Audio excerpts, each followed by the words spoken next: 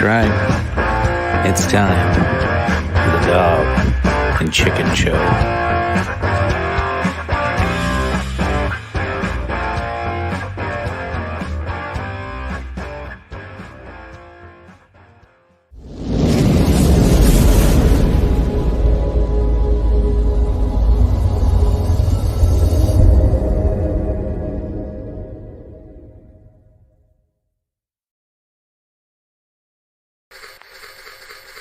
As COVID cases mount across the country, the mask debate is intensifying. People are very passionate on both sides of the great mask debate. The partisan mask debate is heating up. Mask debate's growing. The president is trying to have us cover the mask debate. CVS, Target, and Walgreens are getting in on the mask debate. The mask debate now taking center stage at local restaurants. It's 9 minutes after 6 now, and there's new video of a raging mask debate. The mask debate in Georgia is getting ugly. The great mask debate in West Virginia might soon be coming to an end. This mask debate is far from over. How many mask debates have you gotten into? Love to hear it. The mask debate was taken to a whole nother level. Bishop David Zubik tells Pittsburgh's Action News 4 he found himself in the middle of a mask debate. And we'll dive deeper into this pet store mask debate. So we're going to begin with this thing we're calling the great mask debate.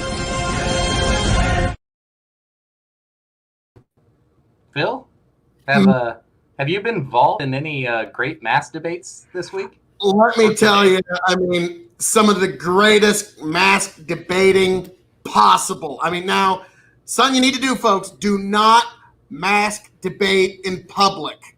Because if you do, you could possibly be arrested for that. So don't. Yes. Mask debating should be kept in the privacy of your own home. And welcome one and all to the Dog and Chicken Show, because this is the kind of high-minded content you come here for. Chicken, any kind of mask debating that you've been doing lately? Well, this is a little embarrassing. I'm not going to lie. I was sitting in my bathroom, you know, minding my business, and my son caught me mask debating. And so he goes, Mom, what's Dad doing in there? And she runs in, and then she joined in on the mask debate, and I don't know. It's kind of embarrassing. I didn't know whether to share it or not. Understandable. So, folks, with this kind of high-minded Pulitzer Prize winning material, definitely like, share, subscribe, and let us know about all of your private and public mask debates. Because that is what we are talking about here this evening, is the debate of the masks, mask debating. So, hey! It was one of those. It was one of those videos I couldn't help myself but to like start off with, and I thought it would be a good launch to tonight and keep things fun and loose at the start. That's lovely. But anywho, folks, thank you one and all for joining us here tonight at the Dog and Chicken Show. As extreme an edition as you can possibly get, I am the devilishly handsome masked debater himself, Phil KOE, joined by I know it is. I come on, trust me, folks. I'm here all week, and always tip your waitress.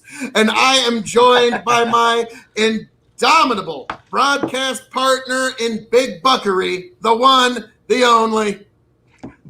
Chicken Big Buckery. I like that. You're getting some new ones. I like that. Welcome to episode 53. Let's mask debate. Phil, is it okay to mask debate with friends and family, or should this only be done on the I was going to encourage us all from sea to shining sea to engage in one giant collective mask debate. That is what I think is, yes, that is how we will move this country forward, and we will solve this pressing problem of our time of mask debating. Yes. Real quick, let's do the quick promos. Check us out, of course. If you're on Facebook, you're watching us on Big Buckin'. Check us out on YouTube as well. Dog and Chicken Show on YouTube. Check us out over on dogandchickenshows.locals.com, which is kind of fun. And if you want to jump onto a live stream that's not public, it's only a private thing, only exclusive to locals users, feel free to jump on. Too hot for YouTube, you mean? Yes, it is too hot for YouTube. And then be sure to follow. the one and only KOE Nation on YouTube. Definitely check it out, folks, so you can get all of your KOE content. You can check out and keep up with all the crazy happenings. In fact, we just uploaded the blind ride flight with myself, Tony G, and thank you, Melanie, the king of the evolved, as well as your king of extreme and your king of the ethereal, Phil KOE. Thank you so much, Melanie. But as I was saying, definitely check out the KOE Nation on YouTube. Check out Revolutionary Wrestling Podcast to see all the crazy happenings of when me, Tony, and Chicken are letting our hair down a little bit and having some good times and a little bit of good fun. And yeah, sorry, folks, I'm never above some shameless self-promotion, but Melanie, thank you for reminding the people at home that on top of being the king of extreme, on top of being the king of the ethereal after I conquered Malvern Manor and became the greatest ghost hunter of all time, then thanks to Melanie here, she has dubbed me the king of the evolved as well. My kingdom grows by the week and by the day. The more crowns you give him, the more dangerous he becomes. Every single word you just said there is absolutely true. Yeah. So other than mask debating, is there anything else to do this evening? I mean, let's get into our drinking game. Vaccine, Trump, Biden, vote, and election. I think I might have spelled vaccine wrong there. Anyway, it's going. Should we add mask debate at this point? I don't know. It might be more fun to just throw in mass debate jokes. Those tuning in and in the comments, make sure you throw in your favorite mass debate joke and how you might be spending your evenings mass debating with friends, family, or however you do it. We would like to hear that. That'd be fun. Or if you're just, if you're alone on your phone, mask debating by yourself, just, on the internet. Like that's, it doesn't matter. From sea to shining sea, the great mask debating has begun. Yeah, we don't judge here on the Dog and Chicken Show. You can masturbate however you wish to masturbate. Chicken, it's at this moment that I recall my high school English teacher telling me that I have a lot of great verbal gifts and I have a lot of potential, but I don't apply myself properly. Don't know why I'm having a flashback to that right now. But anywho, so Chicken, what is it that you're drinking tonight, good sir? As always, starting with my primer. I got my Crown and some Diet Coke. I have just a tiny bit of Superstition left, and that's only just in case I really, really hate this, which I think I might. I got this crappy cheap bottle Lagavulin 8-year. I tried it one time, but I was already half shit faced on that show, so I figured I'd try it tonight. Yeah, it's nothing great. It's just Lagavulin 8 years. So I'll try it. If it's any good, I'll keep going with it. If not, I got a little Superstition off to the side that I can finish up with. I've got a couple of Dalmores here this evening. I might be kind of mixing it up between the two. I've got Dalmore Portwood and Dalmore 15. And I don't know, if the folks at home and maybe a few chicken requests, I might pull out a dram of the Dalmore King Alexander III just to give the folks at home a little preview, perhaps. But I think these will be what I'm getting into this evening, sir. So beyond the great American mask debating that has begun from sea to shining sea, you should add stimulus to the drinking game. Yes, we must add stimulus, lots and lots of stimulus to the mask debating. My God, I am one funny sumbitch. That was to the drinking game, but yeah, sure, to the masturbating. You can do. Yes, you can masturbate to stimulus and yes. Here, it's added. Fuck it, let's do it. Like crowd participation makes it more fun. So, Chicken, which one should I start off first on? The 15-year or the Portwood? Honestly, sir, I think you should probably go with the 15. Well, I hear so many good things about the 15. I don't know why you'd go to the Portwood to begin with. So true.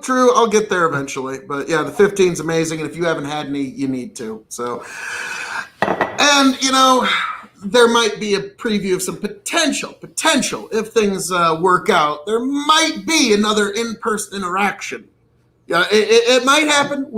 Maybe. We don't know. We'll have to see. That's a preview.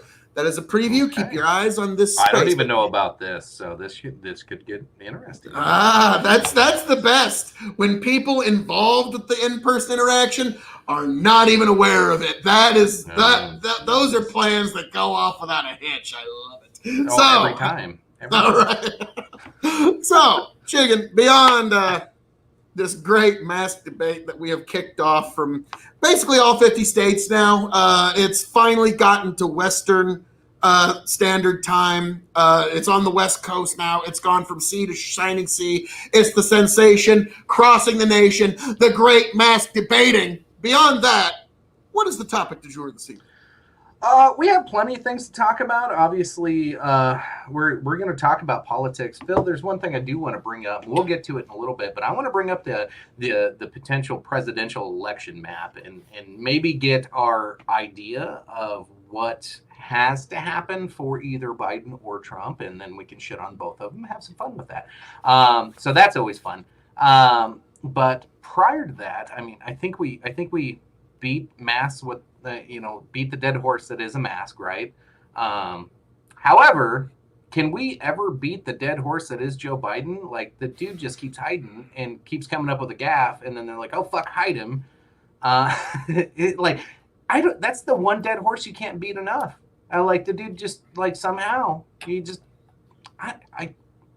joke about this all the time. We do COVID Chronicles, and it's a dead horse. We keep beating the shit out of it, but oh my God, Biden. He just keeps going. He's a gift that keeps on giving. Let me put this forward for you. Just posit this, if you will. Joe Biden is the candidate that is backed by all of the big tech companies, all of the major multinational corporations, all of the major news corporations that all have one thing in common. All of them are terrified to say anything that might cross or anger the nation of China. Google doesn't want to say anything that'll anger China. Amazon sure as hell doesn't. None of these companies that have ties to China or want to say anything that will anger China, all these companies happen to be the same ones that all support Joe Biden, who himself was the most pro-China candidate of all the serious candidates running this particular election. And that is why I am going to unleash 2 new nicknames for Joe Biden this evening. 2 new ones. First one, and the thing is, folks are going to hate because they're going to Joe China and Beijing Biden. That's it. Biden. So, because he's the most pro-China candidate to run in the modern era. You really couldn't, I'm sorry, not even Barack Obama, not even Bill Clinton, nobody else was, maybe Bill Clinton. Okay, I'll take that one back. I'll completely take that one back.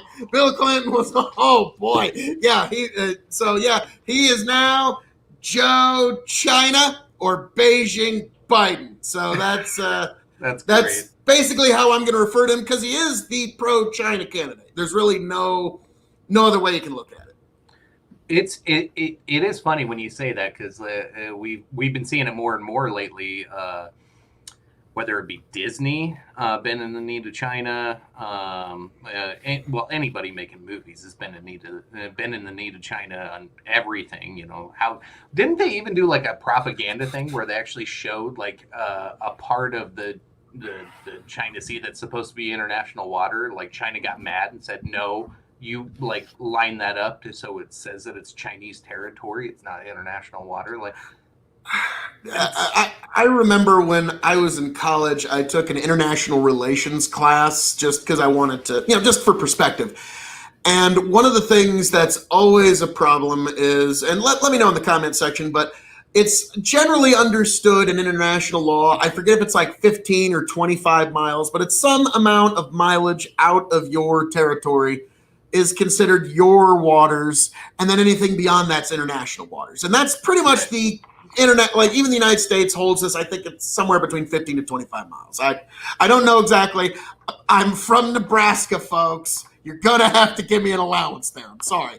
But China, on the other hand, claims about 200 miles as its territorial waters, which impedes into the actual territorial waters of other nations.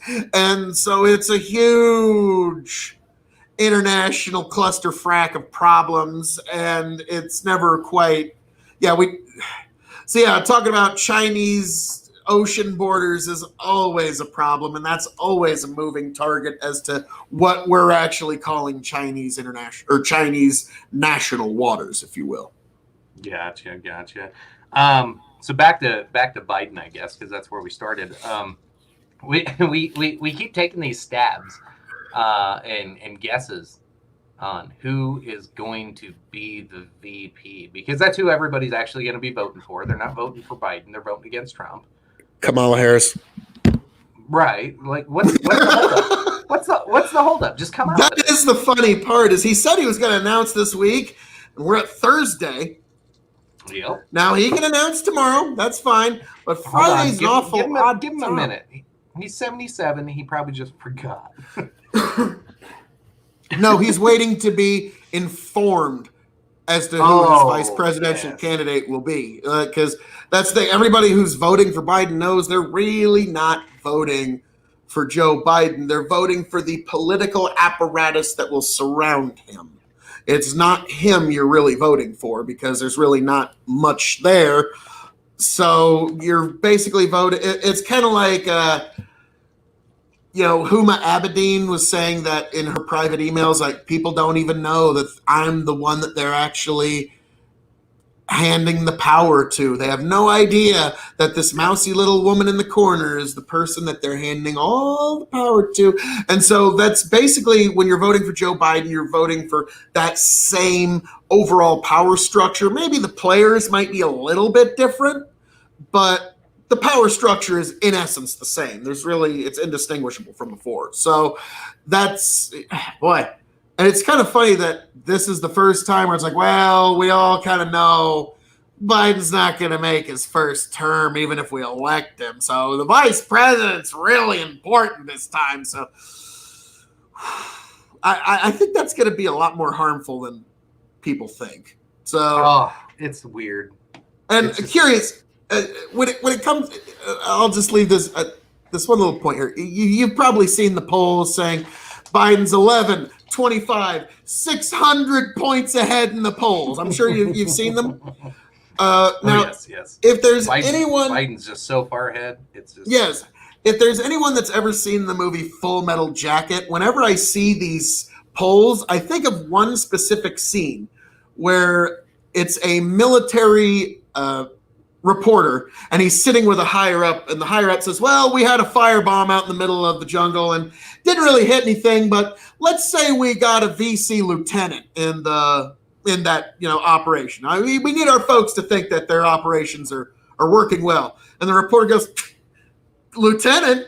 Hell, why not just say a general? Like, why not just go all the way? Oh, yeah, we got a general. We got half the army. I mean, if you're going to lie big. And that's what I kind of imagine with these polls. It's like 11. Why not say 25? Why not say 60? And it's like, I remember in 2016, I had a poll handicap, which is really handy. For any particular state, depending on the source of the poll, like, for example, a CNN, I would usually do a 3-point handicap on the polls. Like, say if they're putting, like, there's an 11-point difference between the polls. Take 3 points off of Biden, add 3 points on to Trump, and you're actually closer to the actual truth. With an MSNBC, it would be like a 5 to 8 point handicap. Take 5 to 8 points off of Hillary, add 5 to 8 points on to Trump, and you're actually a little closer to the truth of what the election ended up looking like. So keep in mind the 3 to 5 point handicap for like your CNNs of the world, and the 5 to 8 point handicap for your MSNBCs of the world, and you get a little bit closer. Ah, yes, this map. All right, Chicken, go ahead and just mark Texas for Biden. Okay, This is wishful thinking on the part of the left. We're gonna get Texas any day now. Trump got more fucking primary votes than Biden in Texas, and Trump is not running against anyone. Trump is going to take Texas. I will bet it. Yeah, would you like to put a bet on it, Chicken? Like, I'm sorry. Yeah, he's taking Texas. All right. Let me get to the right screen here. Now we can create our own map. Okay, so Trump taking Texas. Okay. Yep, that one's for sure. I got Missouri for Trump. I got Georgia for Trump. Yeah, sorry, Tom. Tom, I do apologize. Biden is not going to win Georgia. That's going to go to Trump. Got Iowa. I got Arizona. Here's the fun ones, though. If you got Arizona for Trump, then that's sealed up. Trump's going to win it. I don't think so, because Nevada will be Biden. Nevada's here's where it comes down to. Minnesota's going Biden. I don't think there's a doubt about that. Now that leaves us, and then we got New Hampshire. That's going to be Biden. We got. Give Biden the whole Northeast. Except Pennsylvania, you're not going to like what I got to say about this one. So it leaves us with Wisconsin, Michigan, Ohio, Pennsylvania, North Carolina, and Florida. And North Carolina, everybody's like, what? What the fuck are you talking about? Biden's polling really, really well in North Carolina. So did Hillary. It's slowly been swinging, though. So let's look at North Carolina down here below. North Carolina, this time last year, Trump was leading in the polls by 3.7%. Right now, Biden's leading by 4.5%. So I get your, fuck the polls. The polls don't mean anything. But I was about to say it works right within my handicap quite well, actually. Yeah, it does. But that's why I'm like, I don't feel comfortable giving North Carolina to Trump just yet. I'm comfortable let's see. North Carolina, Virginia's going to Biden. The Democrats have seized the election framework and the election gears in Virginia. So the Clinton machine owns Virginia. It doesn't matter what the actual votes will ever say. It's going to a Democrat. So that's that one. Yeah, that one's good. Yeah. You should actually put that to strong blue. Doesn't matter. That one you can throw away. Now the rest of these, the ones that are left. So like you look at this right now, it's kind of compelling to think, okay, Biden's at 234. You have to get to 270 to win. So Biden's got quite a lead when you look at it that way, if you give Texas to Trump, which might be premature. I don't know. Phil doesn't feel that way. No. Sorry. If you anybody out there that thinks that Texas is going to Biden based on the numbers alone, if you think that, then your brain is a Democratic Party pamphlet and an old banana peel. I'm sorry. There's zero chance. Zero. I'm telling you right now, Donald Trump got more primary votes than Joe Biden did in the state of Texas. It's not happening. So all right, that one's settled. We can move on. All right. Let's see here. So Florida, swing. It can go either way, right? Yeah, I think that one's going to be pretty narrow, but it's going to be narrowly Trump. Okay. We'll just leave it open then, because we're not sure. North Carolina. You saying Trump? Trump won it 4 years ago? Yeah. That's gonna be a Trump one. Okay. Well, let's swing it to Trump. Just to see what Phil's thinking here. Pennsylvania. Now here, give me a moment here. Give me a moment to really just parse this out here. I see this being how Pennsylvania goes down. Pennsylvania is an interesting state, and I wish Kay was here to kind of give a little bit of, because she's from Pennsylvania. She'd give a little bit more insight into this. But what I'm getting at is Pennsylvania is a state that has a very big urban-rural divide. There's a lot of people that live in rural areas. There's a lot of people that live in urban areas. And the rural areas are going to be able to shuffle voters in and out much faster at a greater mass, while in your like Pittsburgh and Philadelphia, you're going to have literally people 6 feet apart for blocks. And these voting booths are going to be clogged from 8 a.m. to 8 p.m. And they're not going. It's unfortunate because of these COVID restrictions and because they're in metropolitan areas that are going to have very harsh restrictions. The metropolitan areas are not going to be able to handle the vote influx to the same level that the rural areas are. And I say last time it was slim. Donald Trump is going to take Pennsylvania by a slightly greater margin than he did last time. And if the Democrats can in any way blame COVID for the reason that the votes didn't get, you're going to see court battles over Pennsylvania pretty much until Inauguration Day. You can pretty much take that. Well, hello, Rose, welcome. But you can pretty much take that one to the bank that Pennsylvania is going to the courts. It's going to be that so close. It's going to the courts no matter who actually wins it. But I'm going to predict that Trump is going to narrowly win it because the rural area, and you know, 2 days later, you're going to be hearing revote in Pennsylvania, revote in this state, revote in all the states Trump won. You're going to hear this. But that's my analysis for Pennsylvania, that it's going to narrowly go Trump, and the Democrats are going to blame COVID for it. Oh, God, I can see it. Yep. Oh, and Ohio, that's runaway. Trump's taking that. Yeah, like you look at the polls, but then let me scroll down to Ohio.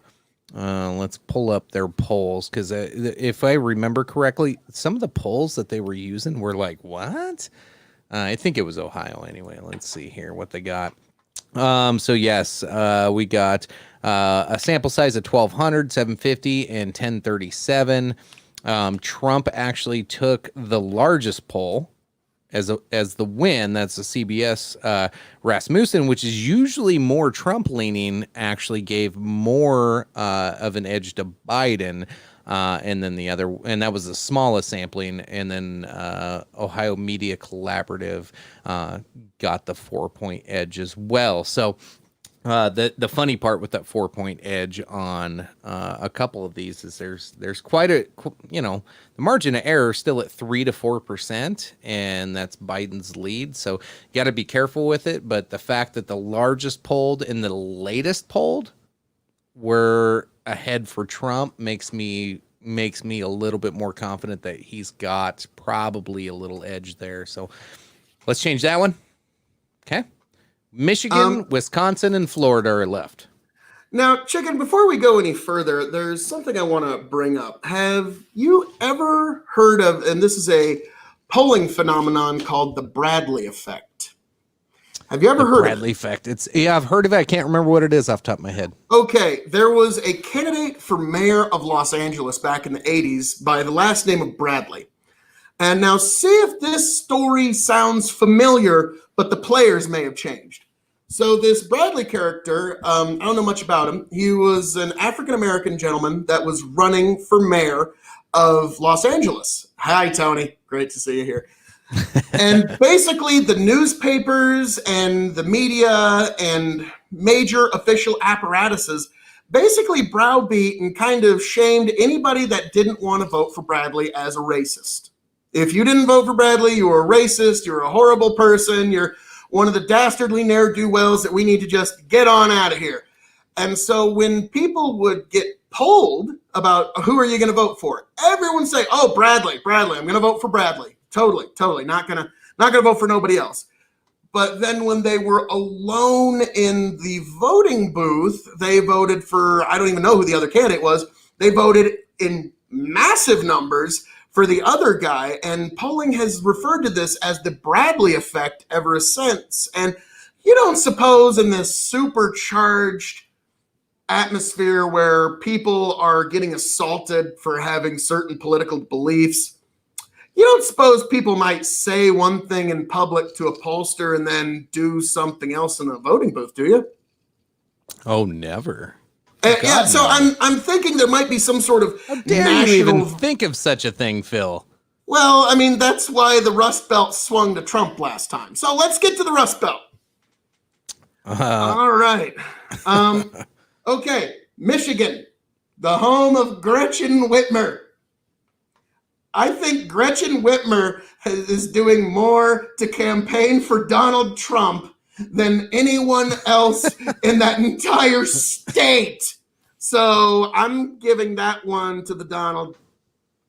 Yeah. Whoa, why did it reload? Sheesh. That's all right. I remember what they all were. That's all right. Phil's just saying Trump wins everything. That's pretty much what we were. So Georgia. No, I gave him Virginia.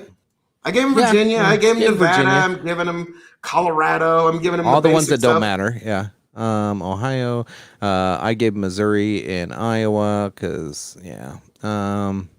Oops, wrong one. Got to give it Minnesota to Biden. That's definitely going that way. So you're giving Michigan to Trump now. We got to give these to Biden real quick because he's going to win the whole Northeast.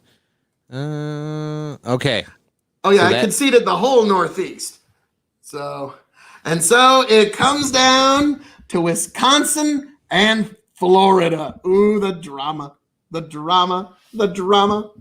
And welcome to the show, Tom Foolery. And if you just joined us, Tom, I'm regretting to tell you, I'm so sorry.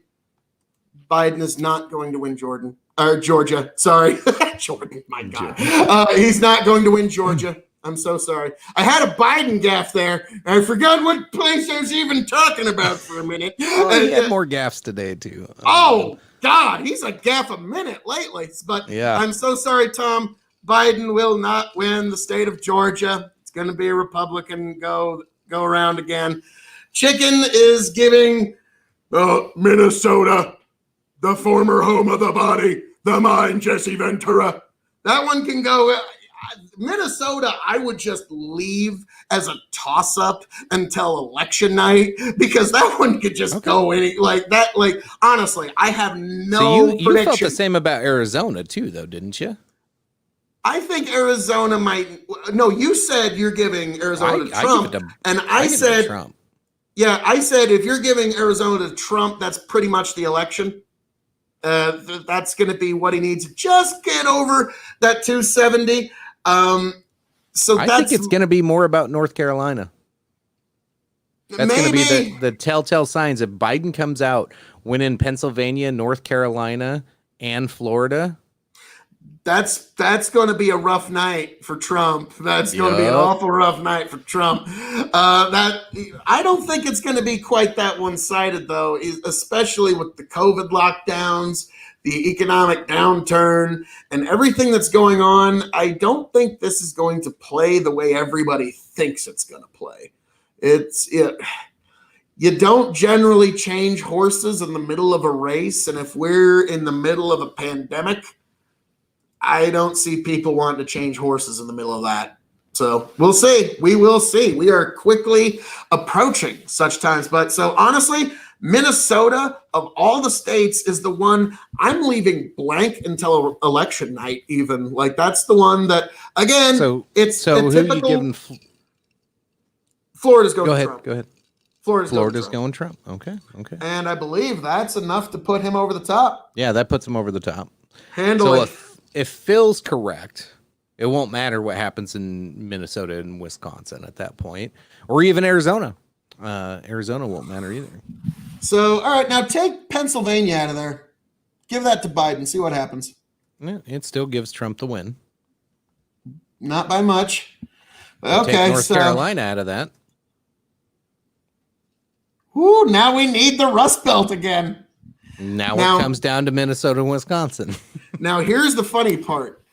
Now, I had a Democratic buddy of mine that when he had first heard this, he was like, yes, yay. It's like, okay, if we go to an electoral vote tie, 269, guess what happens? What?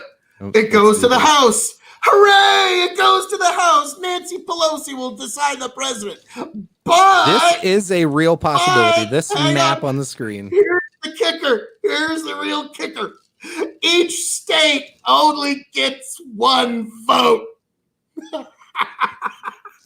Nebraska, South Dakota, North Dakota get the same number of votes as California, New York, fucking New Jersey. We get the same number of votes. So I don't know if you can see this map here, folks. There's a lot more red states than there are blue. There's going to be about 12 blue states tops, give or take. There's going to be about 12 to 16 blue states, even if they do really well in an election year. So that's going to be very interesting if we go to an electoral vote tie of 260. Yep, if Wisconsin and Minnesota go, oh my God. Then it goes to the House of Representatives. The House is going to vote Donald, because at that point, the House votes for the president, the Senate votes for the vice president. And so, yes, the House will vote for the president. Each state gets one vote. The Senate will vote for the vice president. Each state gets one vote. So if we were to have, so there have actually been situations where you could, in theory, get like a President Trump and a Vice President, I don't even know, or a President Biden and a Vice President Pence. So we are going into some very interesting territory here. I don't think we're going to get there because I think Donald Trump is going to end up walking away with an electoral. He's going to at least beat, saying at least 280, but probably like saying, oh, he's going to make 400 electoral. Yeah, that's dreaming. No, nobody's walking away with that in our lifetime. But yeah, so I'm saying he's probably going to top 280. So here's a couple things. I'm going to reset this. So here's if there's no toss up and you did it, like if everybody voted what the poll said today, here's what it looks like. So this is what everybody, like all the media right now, is showing you and telling you of, oh, well, if the election was today, according to our polls, this is what it'll look like, and Biden will win in a landslide. Okay. I think that's where Bradley effect, folks. The Bradley effect. Nobody wants to openly admit that they're a Trump supporter because, what do you know? We have Trump supporters getting assaulted. We have people targeting their businesses, going after their jobs, people trying to ruin people's lives because they have differences of opinion. And you think they're going to answer some random stranger pollster, honestly? So I'm sorry. That's the thing you need to keep in mind, folks, is this is less trying to inform you and more trying to propagandize you and to try and disincentivize Trump voters from going out to voting. That's all this is. So in this one, they made it really tricky because they gave this little extra one up here to Trump. Because right now, if you switch what the polls are saying right now, if you just switch Michigan, Ohio, and Florida, and Pennsylvania, sorry, I made Pennsylvania dark red. If you just switch 4 of those states to Trump, now we're tied. Okay. Oh, yeah. You're getting at least 4, if not 5 out of that. So say if North Carolina does pull through. It did 4 years ago. So if what you said was right, then boom, Trump's got it right off the bat. Then they can have Wisconsin, Minnesota, Arizona. Like, they can have all of those. It won't matter. But if it rings true to the no toss-ups, let's go back to that screen. How about this scenario? I just like playing devil's advocate here. Let's say Trump gets Florida, but what if Texas flips? That's a lot of ground. Like, Texas is a huge deal. That's a lot of ground that Trump would have to make up. He would have to get North Carolina, Ohio, Pennsylvania, Michigan, Wisconsin, and potentially Minnesota and Arizona to win. Okay. I mean, if you want to just like play pretend, for dramatic, let's go to imagination land. Let's give Trump California too, because if you just want to play pretend, and we should give Trump New York because he's from New York, right? Like, yeah, that's just like, sorry, that's just pretend talk. That's not serious. Texas is not flipping. It's not going to happen this time. There is a 0% chance of it flipping in 2020. Sorry, folks. If you believe that, if If you think that's a possibility, I'm sorry you watch too much CNN and MSNBC. I'm sorry that that's influenced you, but it's not happening. Even All this right. ridiculously biased, one-sided polling, like, even that says, nah, we ain't taking Texas. Okay, come on. All right, lefties, let's get real here. So this is where I'm looking at this map as if it were, let's switch that one because that would have flipped. So Arizona, they were predicting this year will go blue. Last election was red, and it's gonna reload on me because it's a dick. Real Clear Politics, you're an asshole. Okay, so here's current polls. Last election, the Republicans won Arizona. They're calling for it to go Democratic this time. Same thing with North Carolina, Wisconsin, Michigan, Ohio, and Pennsylvania and Florida. So they're thinking these big states are going to swing, and I guess that's what most of our argument was. Maine District 2 for the whopping 1, they keep putting it red. Whatever. I don't know Maine that well. Maybe you get one out of Maine. Not going to matter. What if the one vote in Maine does it? Or Nebraska. Wouldn't that be fascinating? Yeah. Oh God, I don't think the rest of the Midwest would ever forgive us if it was Nebraska's district that fucking handed Biden the goddamn election. Yeah, Bernie, I agree. Drink. Bernie, good to see you drinking. All right. We can come back to this. We'll finalize a map at the end of the show. Because we're gonna have to adopt and adapt to this map and the polls and the swings and how this changes as it goes on. But right now, polls are showing Trump gaining some steam and getting back, and with Biden's gaffes over the last 2 days, the polls will start shifting a little bit more. I don't know how close you've been to Biden's gaffes over the last couple days, but holy fuck! What did he say this time? Oh, Jesus. So today, I don't have it in front of me, but pretty much said, oh, God, I'm going to get canceled for this. Pretty much said, black people, with the exception of very few, don't have the same, diversity in family or diverse lifestyles as Hispanic people do. And Hispanics have all this different. Yeah, it was bad. It was bad call. Poor guy. Yeah, this guy's not having, like, even if you're a fan of Biden, even if you're planning on voting for the guy, you have to admit, he's not having a very good go of it.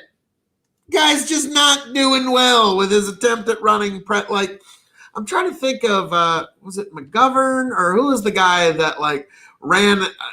He was running for president, and I can't remember who he was. It's back in the late 70s, early 80s, and he's having some speech out, and it's snowing on him, and it's in the middle of this speech that he realizes that it's all over and that there's no chance he's going to win. And he keeps going with his speech, and he's crying like a madman while he keeps going with his presidential speech. And you can literally see a man's dreams, hopes, and aspirations just get crushed right before your very eyes. It's a trip. So I'll have to find that and send it to you sometime. But that's happened before, and I'm wondering if that moment's coming for Biden soon, because the guy is Joe Biden, and for some folks down south, they've probably heard this term. He's a fence post turtle. You know what a fence post turtle is, Chicken? A fence post turtle? Oh, God. Okay. I'm not if you're out walking on a trail, me, sir. Or you're out driving somewhere, you might see somewhere there's a post and there's a turtle sitting on top of it. Now, that turtle didn't get there on his own. He sure as hell is in a boat over his head. He's got no skill for the place he's at, and he's going to need some help to get out of there. That's Joe Biden right now. He's in over his head, doesn't know how he got there, and he's going to need some help to get out of it. He's a fence post turtle running for president, folks. Ooh, that's a hell of a claim, but you're not wrong. I'm getting the quote pulled up here. Of course, there's so many damn fake news stories. I'm trying to be fair. If you're looking up Biden gaffe, we don't have enough time tonight. Like, here we go. Here's the recent one. This is quoting Joe Biden. Unlike the African American community, with notable exceptions, the Latino community is incredibly diverse community with incredibly different attitudes about different things. You go to Florida and you find a very different attitude about immigration in certain places than you do when you're in Arizona.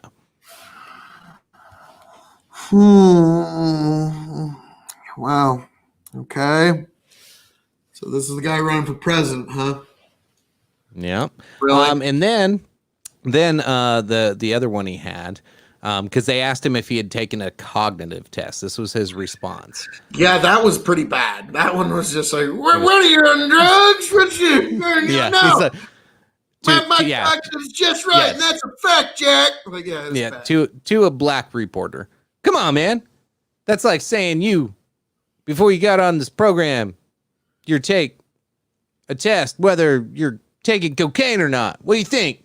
You junkie? It's like, what the fuck was that?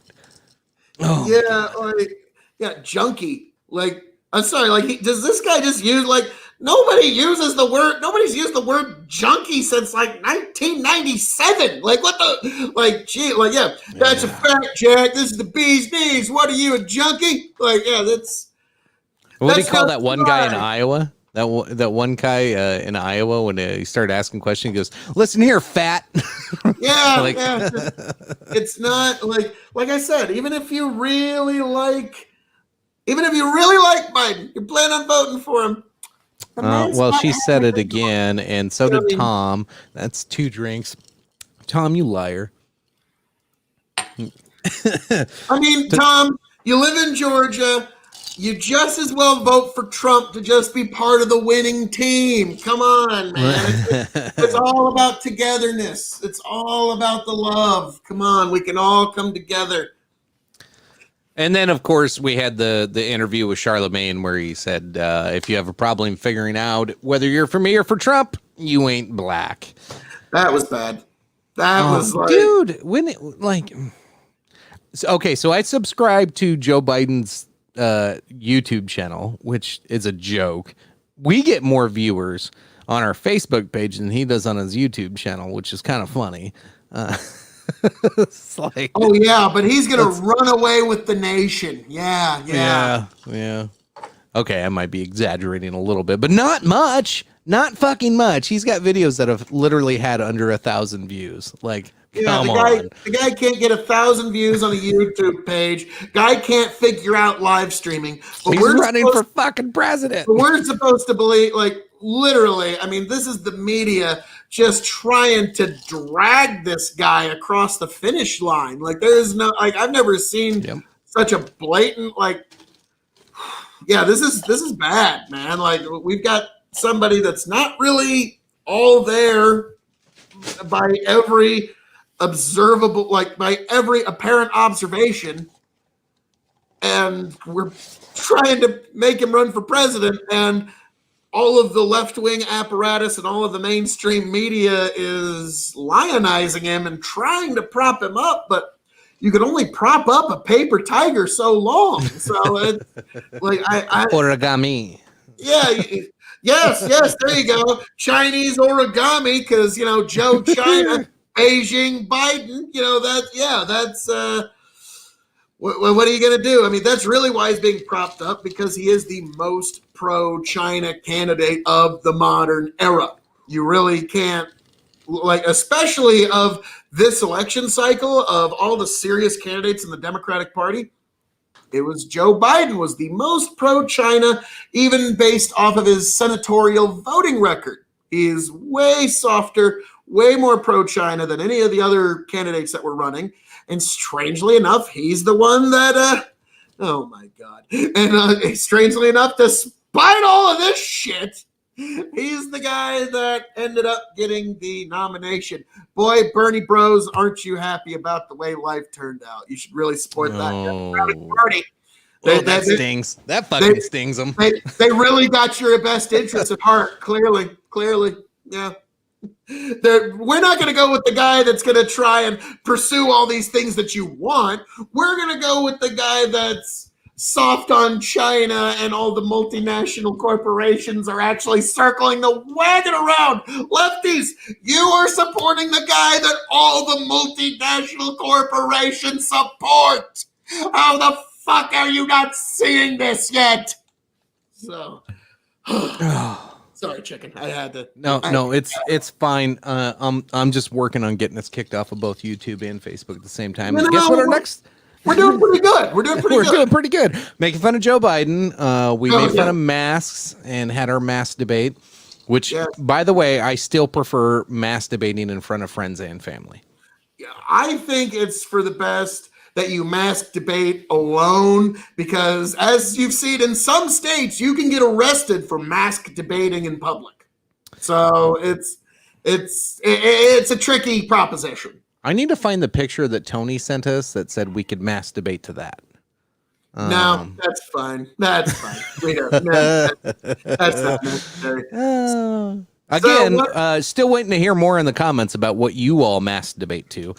Really, really curious because I've been doing it the same way. I got caught by my kid today. My wife joined in on the mask debate, and I'm a changed man now. So really, really curious to see what you guys do. I gotta give credit. Dr. Fauci, for a man his age, does he mass debate? Is mass debating every day, twice on Sundays. So for a man his age, I gotta give him some credit. I mean, that's, maybe we should follow his health advice. So maybe. So chicken. Yes, like, share, subscribe to the Dog and Chicken Show to get this near Pulitzer Prize winning material day in, day out, folks. So chicken, what is the next fuck? You wanna see oh boy, I don't know what your thoughts are. We haven't really talked about this, so I'm gonna throw a curveball at you. Guess what we're gonna talk about next? Hydroxychloroquine. Oh my God, are you trying to get us kicked off the internet? Right? Doesn't matter. Like, our internet provider just calls up, we have to ban you now. You talked about hydroxychloroquine. So, no. I was watching JRE the other day, and one of my favorite guests he's had on there was Tim Baker. Oh God damn it! Now I feel like a dick because I actually enjoy anytime he's on there. But he brought up the fact, he goes, one of my buddies. We got one here. We got to share this. We are not allowed to masturbate at work. It's frowned upon. I said, you gotta be if you masturbate in front of the wrong people, you gotta really feel the room, see if they're into you masturbating in front of them. You gotta really. I wonder what my bosses would think about it. I guess I really don't have a job, but what you guys tell me? Could you masturbate with your boss? That would be fantastic to hear. I'm pretty sure that's illegal in at least a few states. Anyway, so Mike Baker, that was the guy's name. All right, I just needed a few seconds to get caught up. But anyway, so he's on JRE the other day, and it's like the first 5 minutes of the podcast, and I was kind of getting ready to take a nap, and he goes, one of my buddies just went in, got tested positive for corona, and then he goes in to talk to his doctor.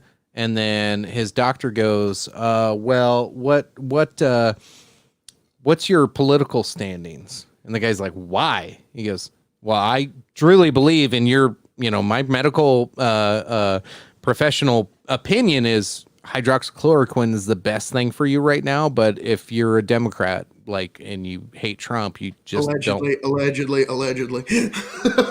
Well, no, this is what Mike Baker said on JRE. So, but this doctor.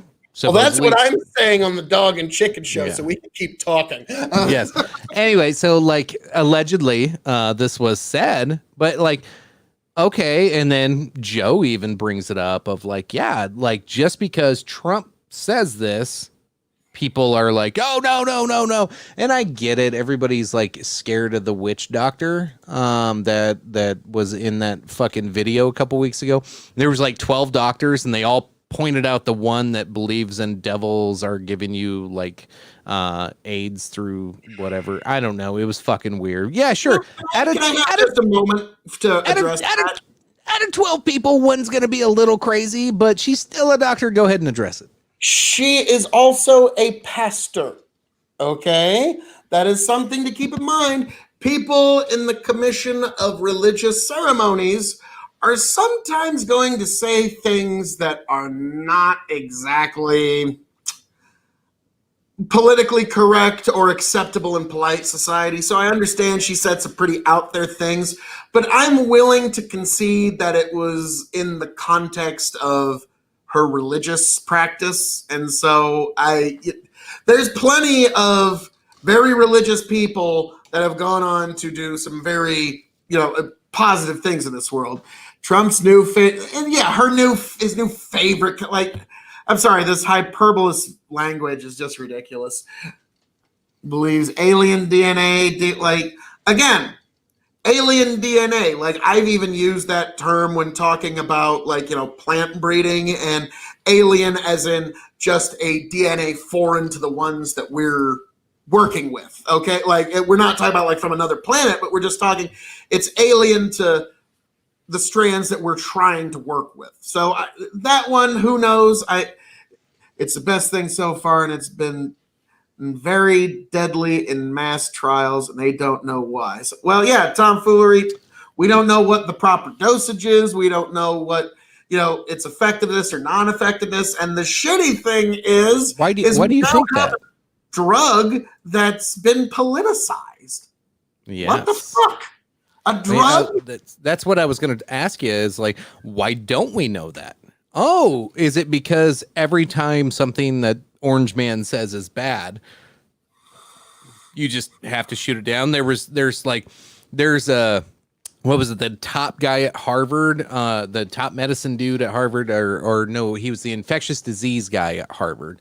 And he flat out said, there's already a top medicine for this, and we're just not using it because everybody hates Trump. He just called it balls and strikes. He's probably canceled on Twitter and Facebook and YouTube now, but this HCQ hydroxychloroquine, I'm really curious because I've heard it brought up a couple times, and I think I've mentioned it to you and Tony once or twice before, but at what point is the media's hysteria and not allowing actual studies to be reviewed? Oh God, he's got COVID. But not actually. Let me just go ahead and knock on wood, fucker. God. All right. Oh God, yes, that's happened once on this show. Sorry, Tom. Yeah, no, I'm wiping down my microphone. Not today, Corona. I ain't getting no computer virus, Corona. Not today. Yeah, Phil gave it to Tom last time, so now I guess I'll give it to fucking Phil. I don't know how this works. Nobody does. Anyway, so at what point is the media going to be held responsible for their shitty remarks? They all want to hold Trump responsible for everything he says. Sure, yeah, he's the president of the United States, and if he says something, sure. They overreact to his injecting himself with bleach, which didn't happen. He didn't say to go inject yourself. He just said, oh, that'd be fucking interesting if there was such a thing you could do. Took it out of context. It's disinfectant. If you're not going to speak with the most finest point, you're going to say things like, God, this is an infection. Wouldn't it be great if we had some sort of disinfectant for it? You're going to speak in these. Yeah, he just kind of spitballs a lot of things. But so they want to hold him accountable for everything he ever says. But I don't know. If HCQ is the way to go in early diagnosis, which that's what it sounds like, if you get diagnosed with it early and you don't have bad symptoms, it sounds like this is the way to go. Consult your doctor. Don't listen to Doug and Chicken Show. Consult your doctor. We're not medical experts. We're just reading the news and the stories and trying to have a conversation about this. But if that's the way to go, and all of these news stations have just been telling you that it's bad, it's evil, and people got really sick, and their lives have been changed or lost because they did not get a medicine that could have helped them get over it faster or make things better. At what point are they going to be liable for some of this shit? Never. I already know the answer to it, but like that's like my hatred of CNN is growing that deep at this point. MSNBC, if you watch that, just I don't tell anybody to not watch our show, but if you watch MSNBC and you actually believe what Rachel Maddow says, you can just hit the X button and leave now, because you're not going to like anything else we have to say. No, get in the comments section, because I want to have fun. No, yeah, that too. Like, I'm the kind of guy like, oh, I don't give a fuck. Wash me in your judgment, internet. It's fun for me. But we're getting in an era where medicine has become politicized. If there's anybody within the sound of my voice that doesn't see the moral hazard of that, I don't know what to tell you. We are entering a very dangerous time when even medicine, the medical practice, is now wrapped up in politics. So all you lefties who wanted to make the personal political, fucking congratulations. You've gotten your just desserts. Now everything is political. Everything? Everything. Which is also another reason why, this is a general reason why I say Donald Trump is going to win the election. There is not a single human being in all human history that has permeated as deep into the human psyche as Donald Trump. It doesn't matter what subject you're talking about, what news subject, what current event you are talking about, there is a way to segue Trump into it somehow. Doesn't matter what it is, you can Kevin Bacon 7 degrees of separation it to Trump. And even if it doesn't make sense, people's minds immediately go there. So I've never seen a human permeate this deep into the human psyche before. And that's one of the reasons I think not only is he going to win, and here's another reason why. Okay, let's say by some reason Trump does lose. Is there anybody here that doesn't absolutely agree or think that, and yes, he would be 78 years old, doesn't matter. He would Grover Cleveland come back and run for a second term to oppose Biden's reelection, and there's no doubt in my mind that he would win the Republican nomination. So, yeah, Trump's not going away no matter what the fuck happens, but he's definitely going to win just because there's no human being that's permeated this deep into our human psyche. That's what I said in 2016, and it's only gotten worse. It hasn't gotten any better. It doesn't matter what, doesn't matter any of the things we've talked about this evening. There is a way you can segue Trump into it.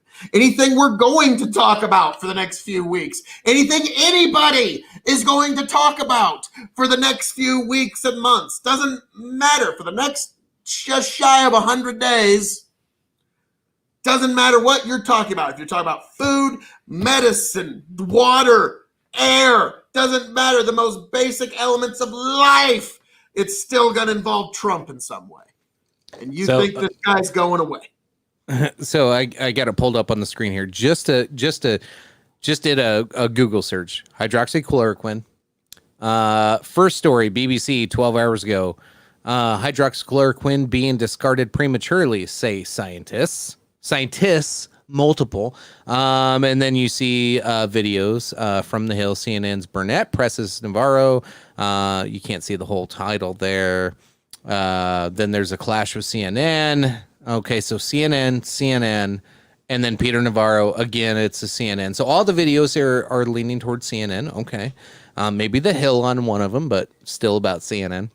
Florida Today. Randy Fine says hydroxychloroquine is not magic COVID-19 cure. Nobody said it was. But believers won't let it go. Well, it's because scientists are saying that it can help. Okay, so when you read a headline like that says hydroxychloroquine is probably not good for COVID, then, huh? No, read it again. Not magic COVID-19 cure. Well, here's the thing. What is the difference between, like, because again, cure There has is no cure. There is no cure. Nobody's saying it's a cure except for that one chick. What is the effective difference between a cure and something that solves your problem? The disease is still present in your body, but the symptoms are greatly alleviated. If that's, I'm not saying that's what it does, but I'm saying that, like, if in theory, is there like, as far as you, as a person sitting there, is there an effective difference between, well, I'm technically not cured, but it solved my problem? Right. Do you see what so that's what I like. I'm getting to that, Phil. I'm getting to that. Alrighty. So next headline, hydroxychloroquine for COVID-19 prevention. How to separate science from partisanship. Hydroxychloroquine RCTs ethically? The choice is clear. Is it? Okay. Then you get more videos. CNN, then Fox News talking about CNN, then Daily Beast talking about the black Stella Emanuel alien DNA shit. Then we only got a few more to go here. Hydroxychloroquine regimens for COVID-19 linked to mortality risk for patients with cancer. Oh my God, scary. An updated timeline of hydroxychloroquine, the controversial potential COVID-19 treatment. Okay, so that's a story about it, but it doesn't tell you anything. And then Snopes.com, which I don't trust, but did Fauci say in 2005 that it can treat SARS? Who cares at this point? Because that's not what we're trying to treat. And then Tallahassee has this remdesivir story update. You notice not a one of them, not a goddamn one of them say, when is it okay to use it according to this doctor? And this doctor says this is when you shouldn't use it. Would that be more of an appropriate and educational like conversation to have of, hey, hydroxychloroquine can help you in your early stages, but consult your doctor. Allegedly, consult your doctor. Make sure this is all okay. Make sure you fit the parameters of this drug. And many doctors will prescribe this for you because it might work for you. If not, ask them for, other medications and other treatments. But that's not what any of these fucking tell you. All of these are, it's bad, it's good. It's bad, it's good. So I blame both sides on this because the whole thing, like, fuck them both. Fuck both sides on this one because nobody's handling this right. All Americans want to hear is, okay, if I get corona, go see your doctor. And your doctor, if he prescribes you hydroxychloroquine because he thinks that's the right drug, if you have these underlying symptoms prior to that, maybe you should ask him some more questions and ask your doctor more questions. Speak to your doctor. Don't listen to CNN's talking heads and fucking fake news. Don't listen to Fox News's fake news. Don't listen to either of them. Don't listen to some weird fucking video on YouTube. Don't listen to Dog and Chicken Show tell you what drugs to take.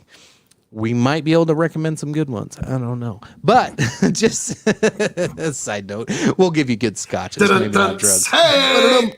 Yeah, hold on. I got that. I didn't turn the volume up. Here we go. Well. Yeah, then we got it. A little late. But no, like, does that not make sense? Like, why is there not? Oh, because it doesn't clickbait. That headline does not get views. You know what? I want to see that headline. I would click on that son of a bitch so goddamn fast. They haven't figured that out yet, though. Let's see. We got Urasama. Headlines made to convince Democrats they're dealing with a cult, so they never suspect that it is they who are in the cult. Yes? Or is it I who am in the cult? Ooh. Mind blown, man. Whoa. It's a good. I kind of like the question and perspective on there, honestly. Now, Urasama, take what you said there and just replace one word in what you said with a phrase. Rather than cult, replace it with political tribe. Now, headlines are made to convince Democrats they're dealing with a political tribe. So they never suspect that it is they who are in a political tribe. Or is it I who am in a political tribe? Well, like it or not, if you're active in the political world, whether you want to admit it or not, we all belong to some sort of political tribe, unfortunately.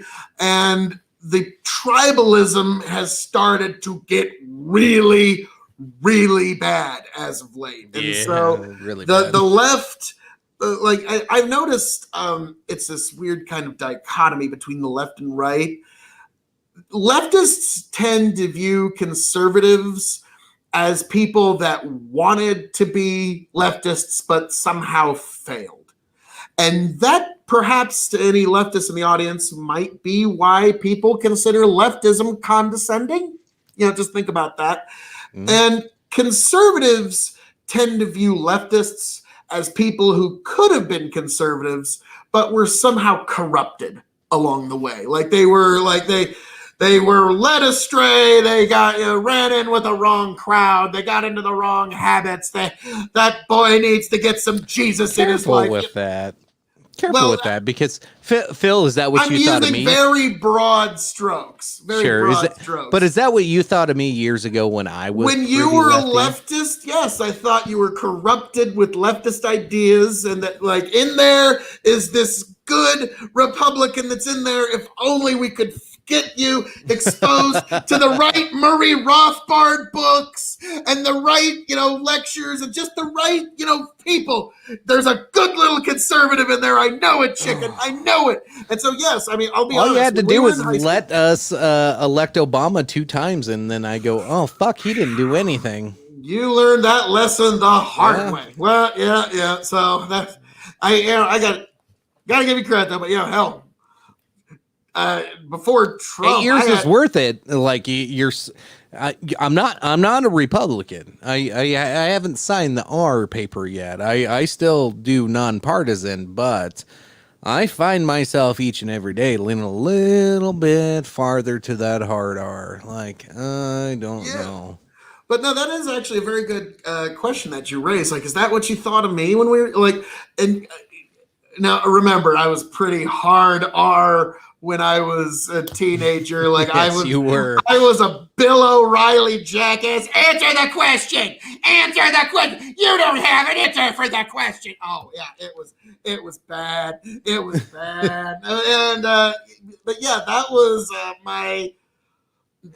that was kind of my thought. Oh man, Chicken's this guy with such a great head on his shoulder and so many great thoughts, but it's just been corrupted by leftism. And that's how that's how conservatives, at least from my experience, do view vast swaths of leftists, for better or for worse.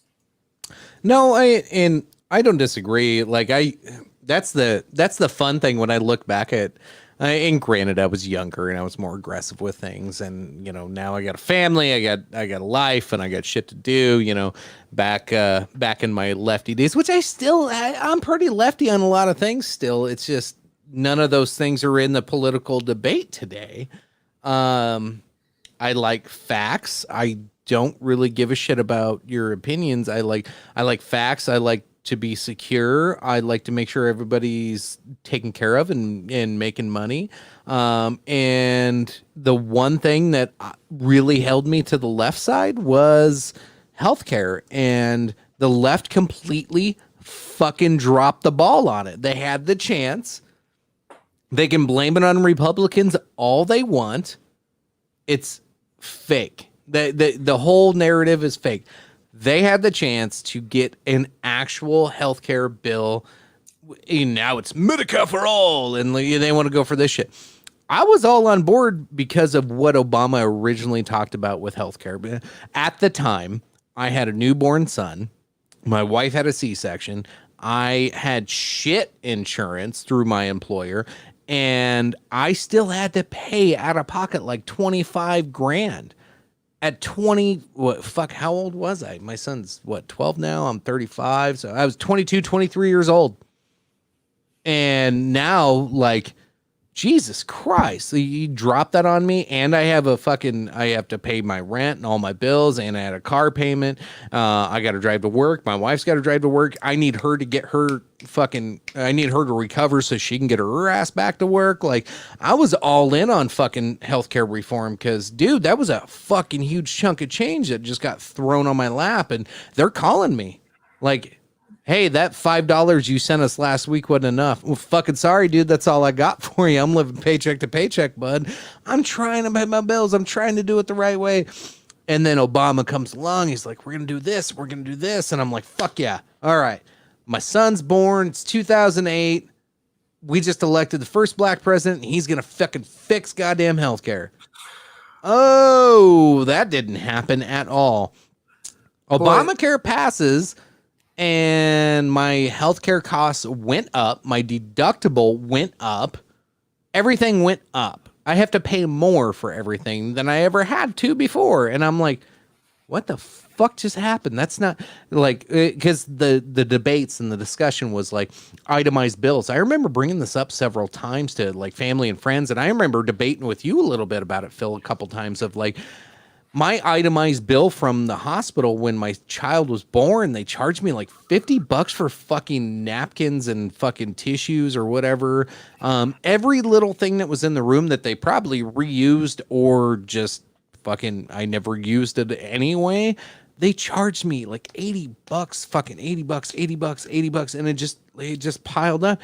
Like when you looked at it, I was like, what the fuck did I actually pay for? It's the most disgusting thing you can ever look at as an itemized bill from a fucking hospital because they just rake you over the coals. Now, I know they don't get charged for that. And the hospitals try to defend themselves and they're like, we have to pay high costs for supplies. You ain't paying $80 for a fucking box of Kleenex, you motherfucker. You'd go to Walmart if you had to. All right? Like, fuck off. You'd find a way around that shit.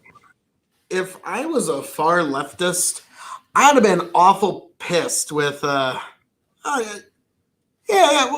something, but I would have been awful pissed with Obamacare if I was a far leftist because you get sold on the idea of you're going to get this national health care, and all it is forced insurance. That's it. They just force insurance on everybody, and that's what we're going to call national health care. And yeah, Chicken, I mean, I don't get into my own story too much. I try not to, but I was not a fan of Obamacare. Just my daughter was, I think she was about 5 years old, came down with a very bad illness, and we were in the hospital for days.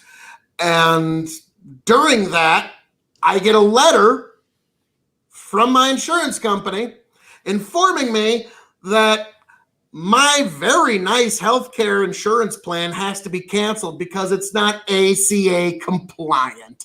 So I was one of the 45 million people that had their insurance policy canceled because of Obamacare, right in the middle of one of the most, I can't tell you how stressful of a time that was, okay? And yeah, just to say I'm not a fan of that particular legislation would be kind of an understatement. Well, it hurt a lot more people, I think, than it helped. Oh, yeah.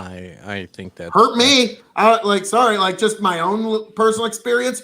It was an objective, unmitigated disaster in my personal life. So, yeah, I know there's... sounds like lockdowns. Anyway.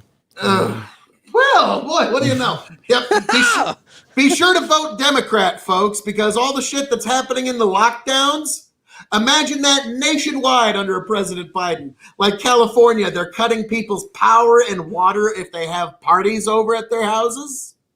That's just been announced today. That. Yeah, in California, they if you have a party of some kind, they're going to cut your power and your fucking water. Okay? You know that thing you die if you don't have?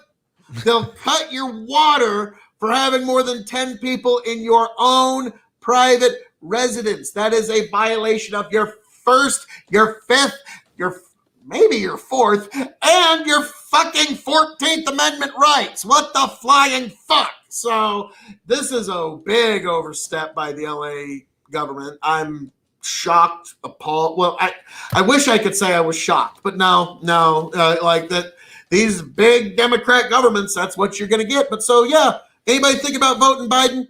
Think about that nationwide. Think about that kind of authoritarian power grab writ large across all thrifty, 50, nifty United States. So here I got really it pulled up on the screen. Garcetti, pray that's COVID-19 not the party. result. COVID-19 party houses could have utility shut off. LA mayor threatens to turn off water power after Beverly Hills bash. And LA to shut off water and power to houses hosting large parties or gatherings. Now, in California's defense, they did pass a law, I believe in 2018, about having certain large parties and whatnot. They're trying to relate this to. Now, it doesn't necessarily relate to that law, but they're trying to tie COVID into it as a reason to enforce this law and have the ability to shut off their power and water. But I believe, I might have to look it up, but I believe there's actually a there's a Supreme Court decision that I believe has actually come up in the past, where a local municipality has tried to shut down somebody's power and water for a local ordinance or a state ordinance or whatever, and it was deemed unconstitutional because you're depriving them of what Phil had mentioned, a natural human right and necessity to live. So it came out as unconstitutional. As it should.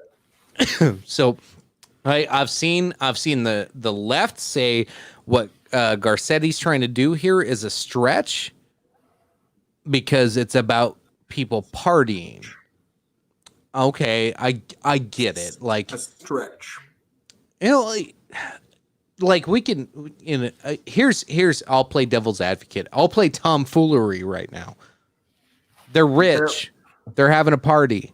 They can afford power and water. If you shut off their power and water, they can go somewhere else. They probably have a vacation home. Here's the kicker though. It's going to be the average Joes like you and me that are going to have their power cut off if we were to live in California. It's not going to be the super rich. It ain't going to be the NBA All-Stars. It's not going to be the Hollywood stars and starlets whose homes get shut down. It's going to be the little people. So I'm sorry. They're making an example like, well, this NFL party they shouldn't have had. That's very, very naughty. If anybody else has a party, we're shutting you down. But trust you me, exceptions are going to be made for the rich and the powerful because I'm sorry, California, folks in California, I love you. You're great people. I have family out in California. But unfortunately, the way your government is structured now, your state is basically a playground for the super rich and an open air free range prison for everyone else. Shit.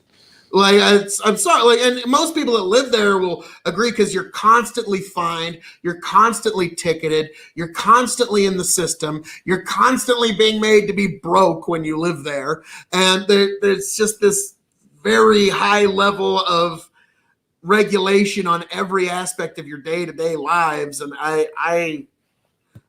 I'd feel like a rat in a cage if I lived there, honestly. But, you know, I got some kinfolk who really love it out there. Have at it, but I would rather not, like having a cracked windshield.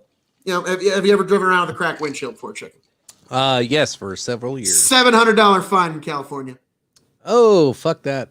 Yeah, see what I mean?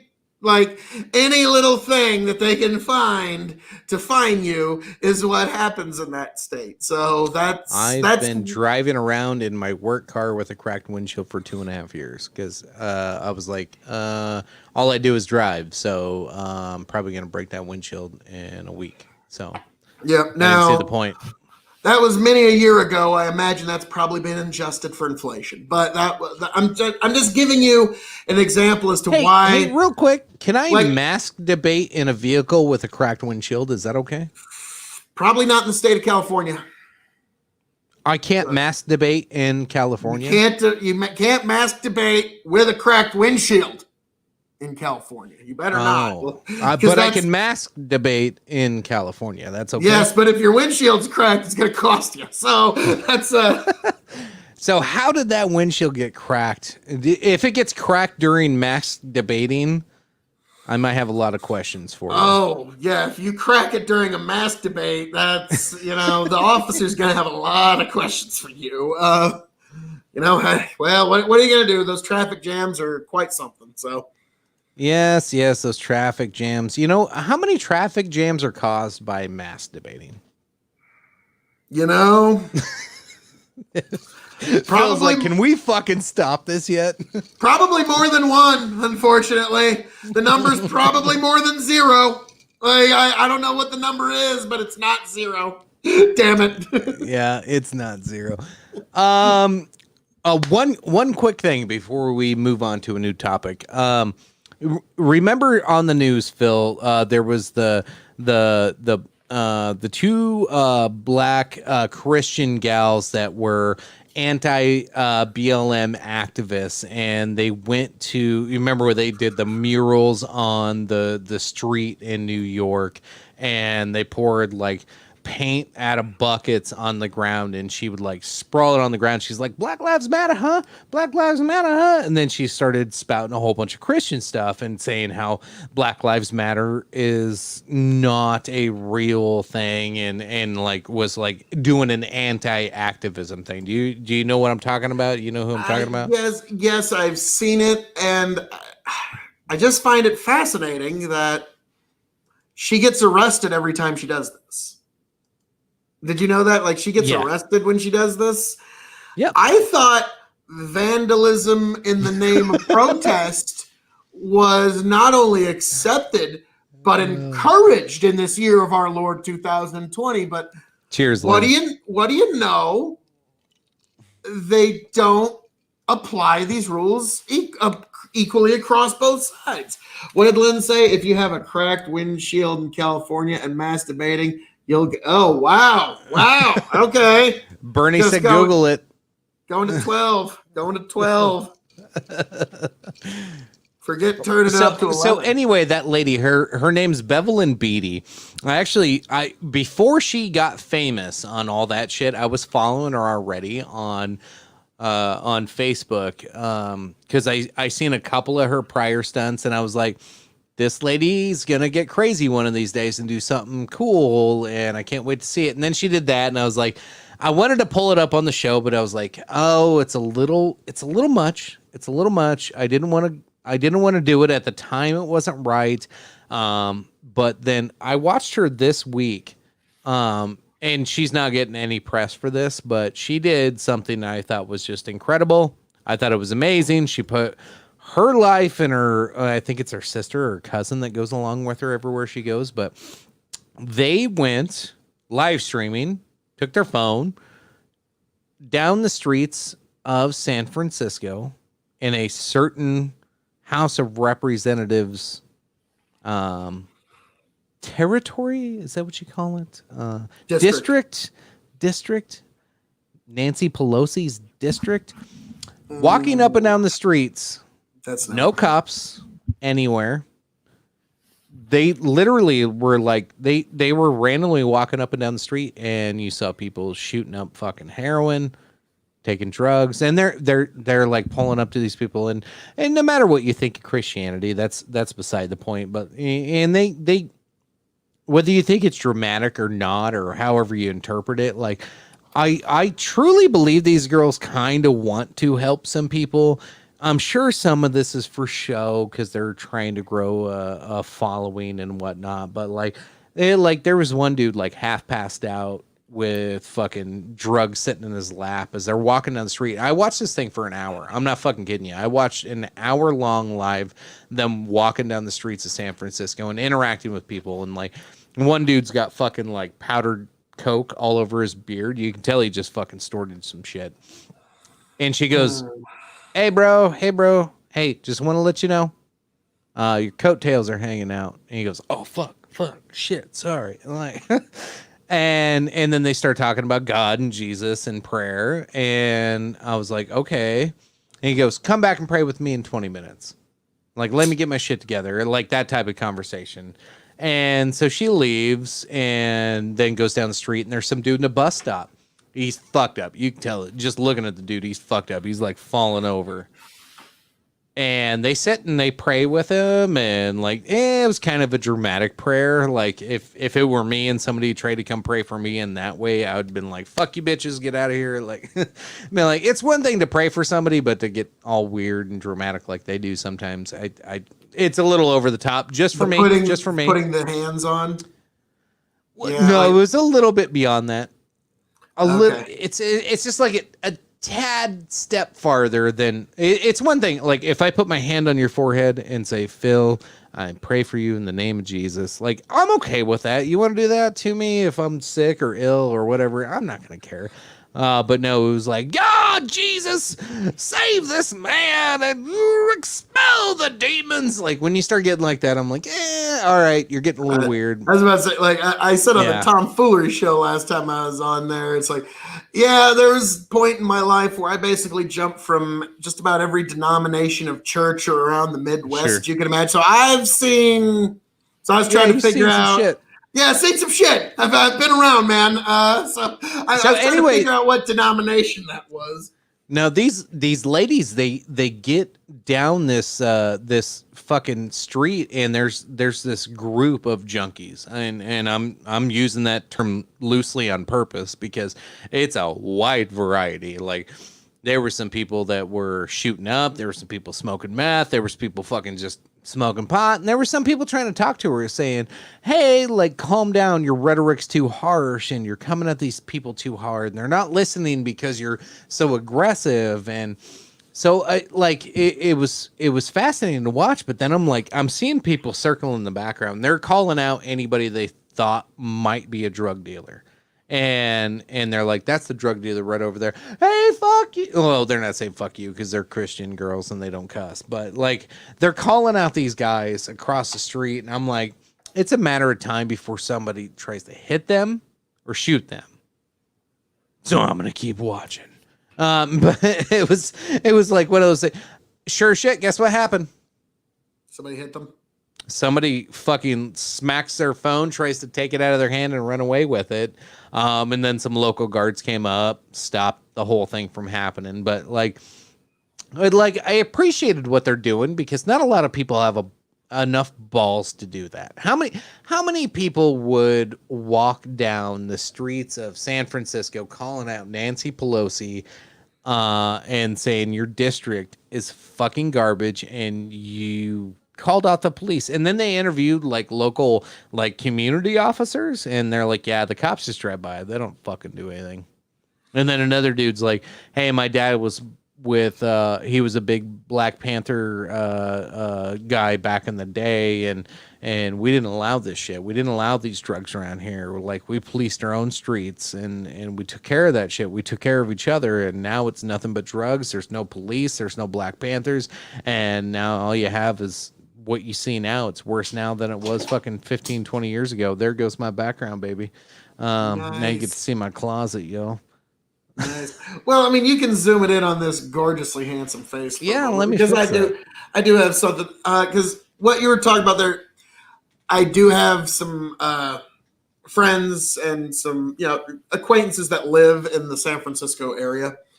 And yeah, there are just entire areas of the city that you just don't go to. They don't call them no-go zones, but they're kind of no-go zones. So it's getting really bad there. And yeah, that's the joke about people just shitting in the streets is a joke because there's an element of truth to it.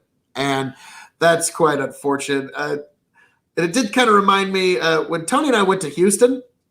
The homeless problem is bad there, but I noticed like in San Francisco, like it confronts you much more. I don't know if the numbers are much greater or like that. I've had a lot more homeless people like get in my face in California than I have like in Texas. When Tony and I went to Houston, we were shocked at how many homeless folks were there. Like again, we're Nebraska folks. We're in small towns. Like at the time back here, there was one homeless guy. we knew of one homeless guy. And so everybody in town just kind of took turns helping him out. It's like, all right, we got to help Dave. All right, we're going to give him a hand today. Can't really do that in Houston. We were shocked because the arena that we were going to go to the Royal Rumble was right next to an overpass. And so Tony and I one night we're walking, smoking some cigars, just walking around. And we get around the arena and we look under the overpass and just, I can't even tell you. It was like, as far as I could see, just homeless tents underneath it.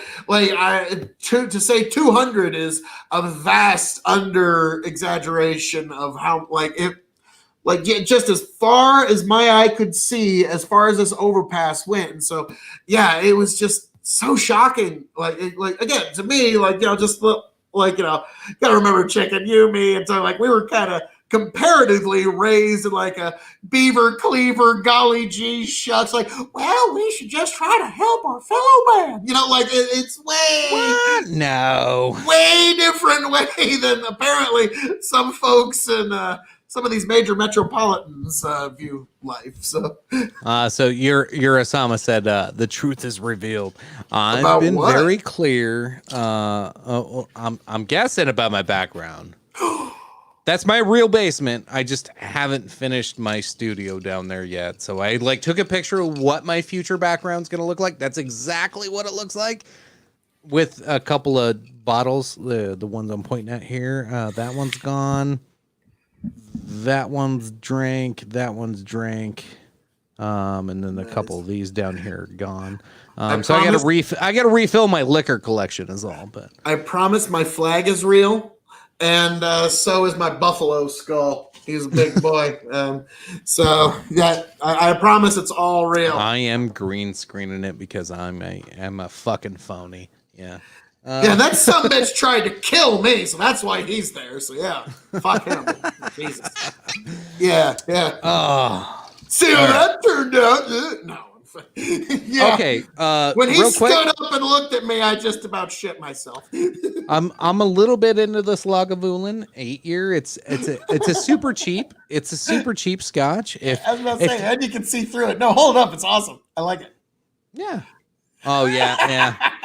This goddamn green screen fucks with everything, doesn't it? I like it. I like it. So yeah, you gotta hold it in front of you for. It's magic Lagavulin. The truth of the chicken coop. Yes, it is. Yes, he's right. InfoWars will be covering it by tomorrow. Do we have further proof the chicken is part of the Illuminati? It's. And we got a drink. Thanks, Bernadette. Thanks, Bernadette. Lynn, make sure she's drinking. I need confirmation on every time, Lynn. By the way, Bernie's at Lynn, so I get a fact checker in house. No more Bernie faking this shit. That's why she hasn't been doing it a lot tonight. Anyway,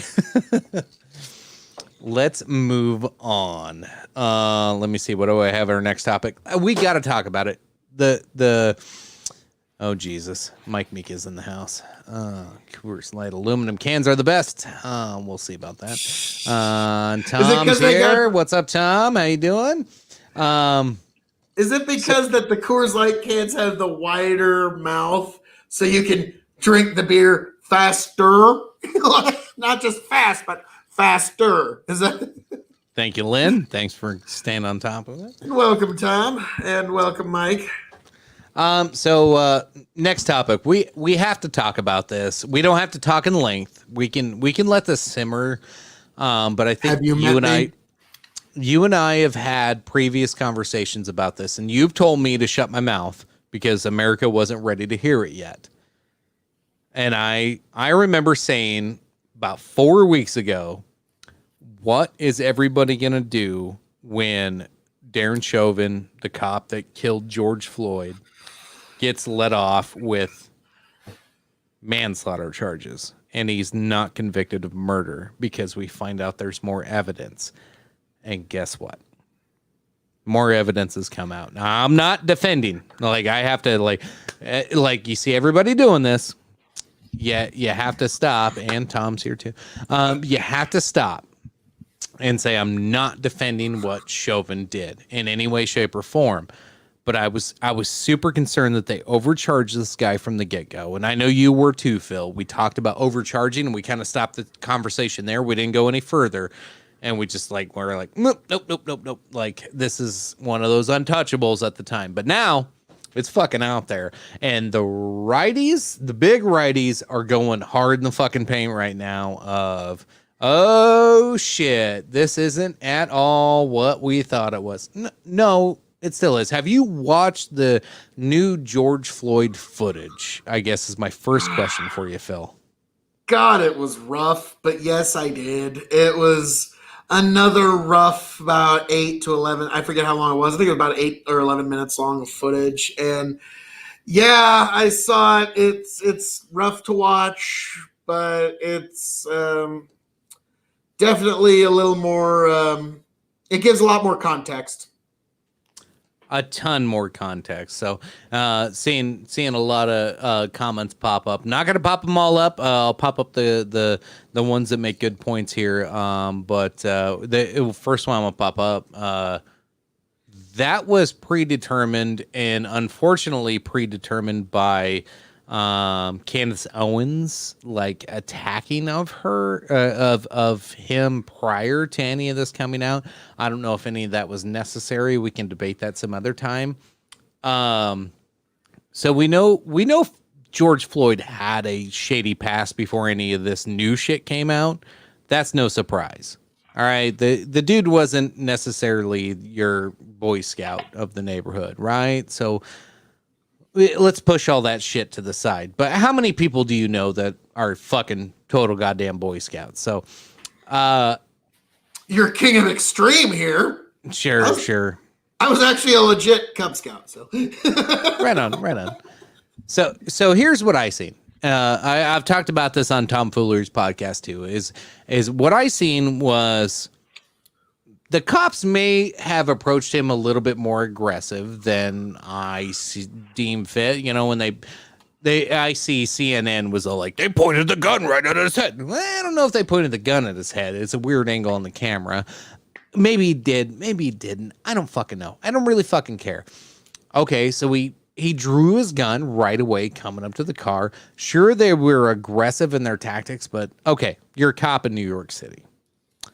What are you going to do? Like, I don't know what these guys deal with every single day, and I don't know the danger they're in, especially, you know, what neighborhood district you're in and what's going on. I think the biggest question that Tom, Kay, and I came to and probably agreed was like, yeah, they wanted to do this over a $20 fake bill, but it wasn't about that. He stayed there. He stayed in his car outside after causing a little bit of a scene. That's the only reason they called the cops. If he had a counterfeit $20 bill, I don't know if they would have called the cops, but it sounds like he caused a little bit of a scene. Maybe I'm wrong on that. I don't know. Don't quote me on that. But then he sat there in his vehicle for quite some time, long enough for multiple police vehicles to show up. So, and then some of the police knew him. Like this whole thing, it's really easy for the people that just want to blame him for every wrongdoing to just get drunk, be stupid, and be like, he's just a bad person. Okay, no, like, stop that. They deal with bad people every day, but I think if you watch that video and like, here's what I want to picture to anybody who's sitting in the chats right now, shooting off a whole bunch of comments. Picture that being somebody you know that's not that bad of a guy who's ran into some trouble and had a bad life. And then they get treated that way by the cops. And then that's the outcome. So I got sympathy for what happened still. And in no way do I think fucking the cops had any reason to kneel on his neck the whole goddamn time. You actually see in the video, one of the cops is like so bored sitting on him. He's like picking a rock out of the tire. It was fucking weird. Like the psychology I'm like thinking of these cops after all this has happened and what's happened to them, and then the family, and then them watching this. Like, it's a mind fuck. This whole thing's a mind fuck. Like, picture myself in each of those 4 cops' shoes, and then picture it looking at it from the family. Jesus Christ, this is such a mess. Phil, I'll give it to you. I've been rambling. Go ahead, sir. Yeah, like, and I'm reading some of the comments that are coming in, and it's folks on. It's all from one person. But, no, there's a couple of different perspectives here, and the one thing I do want to say is this is a modern day Othello. It is a tragedy, no matter which way you want to look at it, no matter whose perspective you're looking at it from. This is a fucking tragedy. So, yes, he was on fentanyl. Yes, he was. Allegedly. That's what I'm hearing. I don't know if that's. Yes, allegedly he was on drugs. Yes, allegedly he was. From all you could see, clearly he was resisting arrest. It was plain as day. He was resisting arrest. There you go, Tom. Years ago when I used to be a gas station attendant, there was just a college job.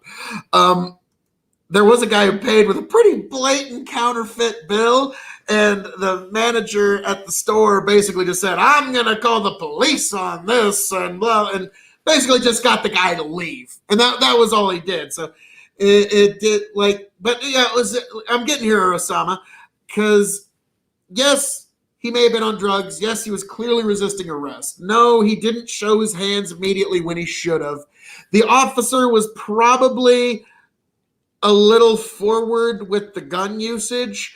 It would need to be examined if they ran his plates, because if they ran his plates, they would have seen that he did actually have a violent criminal history, and then they would have been rather quick to draw. But if they didn't run the plates, that's pretty forward. Yes, he had done several things wrong. Yes, he was acting erratic. None of that still warrants a death sentence.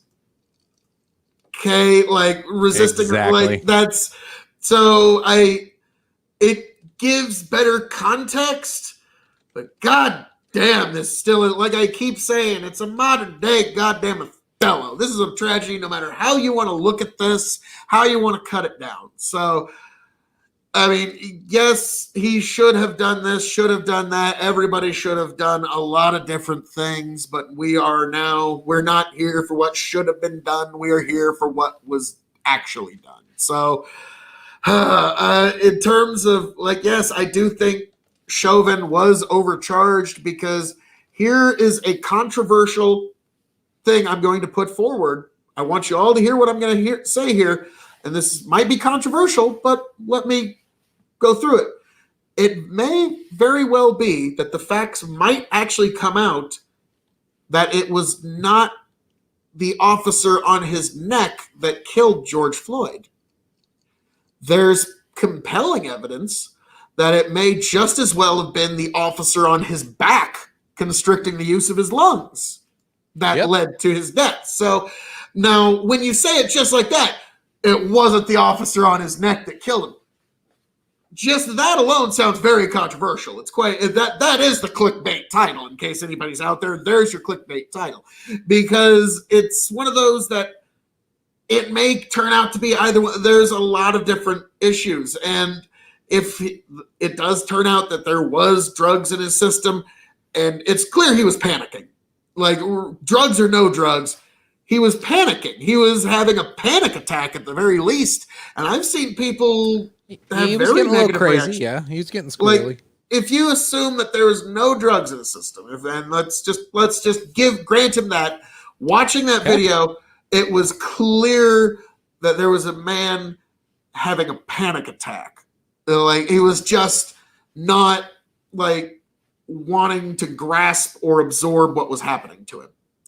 Now, when they got him in the vehicle, he was in the vehicle. They should have just closed the doors and called it a day. But the original autopsy said he had a heart attack, but the pressure on him only exacerbated the medical condition. Yes. Like I said, and if you're having a panic attack and you have somebody that's on your back and you have a heart condition, this is a fucking tragedy stew that is just boiling on the pot waiting to be served up. So, and served up we have. So yeah, I don't know. I'm gonna shit talk a little bit. Does this matter? This and not trying to be a dick, but how much fentanyl was he on?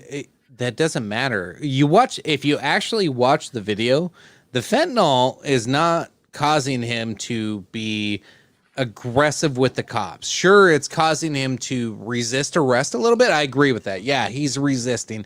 He's not doing what they want. He's not complying. But he's obviously not showing a lot of harm. Now, granted, people will in those states say what they want to get out of trouble and do what they need to do to get out of trouble or run away or cause problems. I get it. So the cops are being super cautious. So I'm seeing this from both ends, but what I seen is a super scared guy and cops being super cautious, and neither of them are winning. And then you hit this head point of nobody wins. And then it comes to this weird stalemate. Somehow it ends up on the ground, which you do hear him talking about. Yes, I want to get outside on the ground or whatever. Like, I'm not going to give it word for word verbatim, but like, and people are trying to say that was justification for what the cops did. Fuck that. No. You even hear one of the cops saying, should we roll him over? Should we fucking do this? Like, if you listen close, if you pay attention to this, like, it's like, oh my God, this whole thing, I'm not going to lie, like, hate Chauvin, love Chauvin, fucking, I don't know how many people love Chauvin. I think most people fucking hate that dude. But like, wherever you stand on this whole debate and wherever this lands for anybody, it's a bad fucking deal for the people involved. A dude lost his life, and these 4 cops, their careers are over, no matter if they were guilty or not. That's over. It's done. Like, if Chauvin was completely innocent in all of his actions, and it comes out that way, and we find out more information, the dude's life's over. That guy's as good as dead. Like, yeah, let's be real. Like, it just the media and social media, his shit's over. Even if he was a great guy, I don't know if he was. Disclaimer, I have no clue. All of those cops, their lives are over. They could be really good people. Lives are over. It's done. It's over. Yeah, but I'm kind of like brought back to, Dave Chappelle's performance here, and I'm going to kind of paraphrase.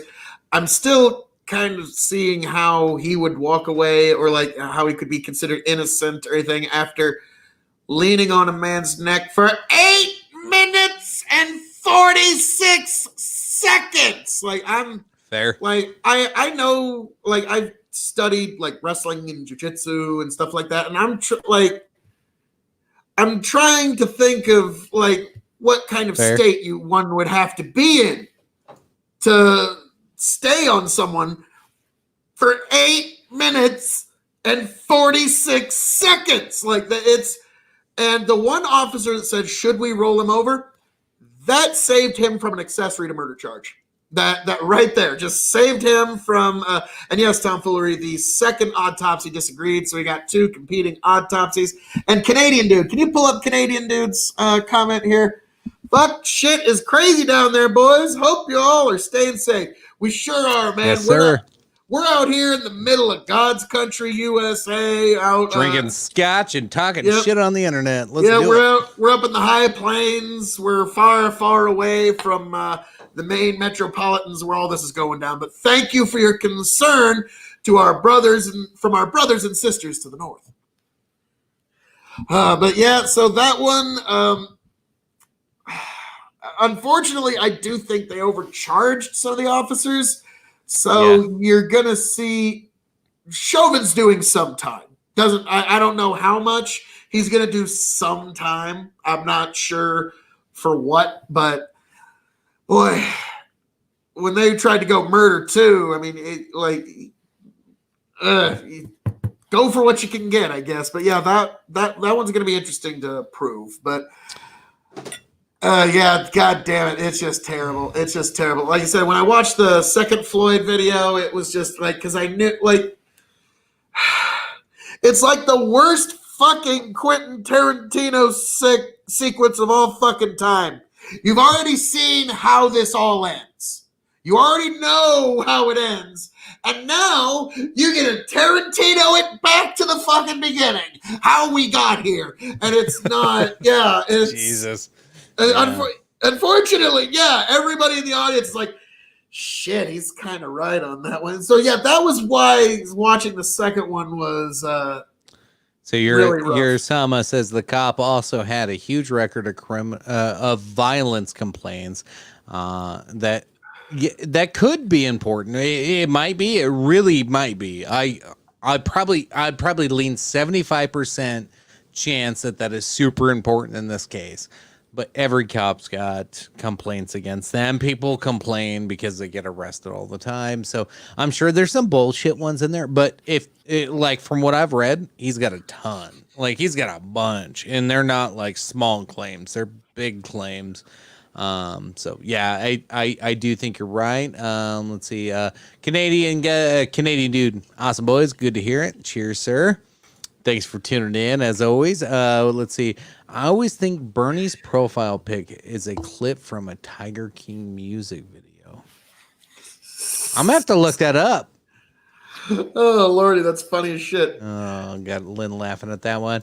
Appreciate the information on your great country. I hope all gets better soon. Same to you. I hearing some crazy shit up in Canada, but it's just we're a little crazier right now than you guys are. Otherwise, we'd be talking about your crazy shit. Apparently, so long as you guys keep the flow of Crown Royal coming, steady, keep that maple shit coming, boy. We, your allies in America, will always raise our glass to you. But yeah, if there's a problem in your country that's so bad that it's impeding the flow of Crown Royal, fuck, let us know, man. America will be there to help our Canadian brothers and sisters. All right, I'm looking up Bernie profile pics. I'm guessing we're talking, let's see, what was the She comment? says she's never watched Tiger King, so Tom, I'm betting it's probably just a country singer. I always think Bernie's profile pic is a clip from Tiger King music video. I'm trying to find one that's well, fuck it. Let's just pull the whole page up. Hold on. You're up in British Columbia, Canadian dude. Beautiful, beautiful country. Raise my glass to all y'all up there in British Columbia. Just gorgeous, gorgeous stretch of God's land up there. All right, Tom, you're gonna have to point out which one you think's from Tiger Country. I think he's talking about Bernadette Godfrey in the chat. Not Bernie Sanders. Oh, okay, well, let's have fun with this. Bernie Sanders, which one of these pictures could you imagine Tiger King meme with? Let's have fun with it. Yes. Yes, and yes. I'm never going to financially recover from this. Canadian dude, all I'm going to say is no comments.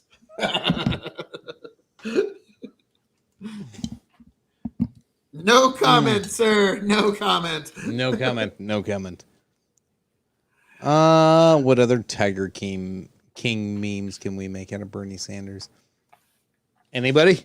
I'll be looking for it in the chats. Definitely gonna be looking for it in the chats. Bernie Sanders, the Tiger King. I mean, the Tiger King is good. I mean, he's no king of extreme, but you know, whatever. Right. Whatever. All right. As we're waiting for those chats to come in, Phil, should we start moving on to our final topic and start wrapping this bitch up a little bit? And then, folks, after we finish our final topic. If you're still hungry for more, if you're still thirsty for more, if you want to squeeze that juice a little bit, or maybe you want to sip on that juice a little bit, jump over to dogandchickenshow.locals.com. I will drop a link in there. All you need is a phone, maybe some headphones that you can plug into your phone. You can join us for the post show.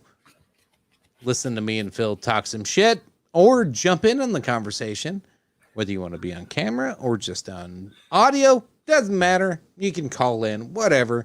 It's a open forum at that point, and will not be live on anything. It's just a private show on our locals page. So no worries about getting fired from your job. Like, well, I didn't get fired from mine. It's the place where you can go to hear all the stuff that's too hot for YouTube and Facebook. So that's too hot. Yeah, it's too hot. It's too fresh. You got to get it only at our private chats, folks. So definitely check that out. So Chicken, what is the topic of this evening? Oh, hold on. Late night mass debate. Mass debating. That's good. I like it. Where you, yeah. Oh, are you talking about our post show? I think we're talking about Bernie holding his fist up. Maybe it's both. I don't know. Don't mask debate too much, otherwise you're not going to be very relatable to people. Yes, late night mass debate will be going on. Phil and I will be mass debating together all night. Something like that. Luckily, I'm in a different state. Oh my god. Oh my god. Chicken. What do we got, sir? Last one. Oh, okay. Last couple of things. Want to give a shout out to my brother Lynn, who got me. I got him drunk and he got me drunk. I got him drunk enough to where he couldn't finish the bottle of scotch that night. So I was pretty proud that my scotches exceeded his expectations, got him pretty drunk. Then the next night, he got me drunk enough to where I don't remember tweeting, calling Alyssa Milano the C word with hard T. And now I'm banned on Facebook, or not on Facebook, on Twitter. And now Twitter, when I originally set up my Twitter account, I put my email address from 10 fucking years ago. When I lived in Fairbury, Nebraska, it was a Roadrunner account. I don't know if anybody still uses Roadrunner as internet. Beep, beep. Yeah, right? That's fucking old. So they had my email listed as Roadrunner. I'm fighting with Twitter right now, trying to verify that I am who I am. So Twitter right now, if you're watching, Jack Dorsey, you cunt. Yeah. Just like Alyssa Milano. Yeah, cancel the video now at the end of the show. But I'm not here. No, fuck you, Jack Dorsey. I want my Twitter account back. I don't even have any followers. I really don't care. You can have it. Fuck you, Jack Dorsey. I want my internet freedom of speech back for everybody. No, fuck all that. I want my blue. No.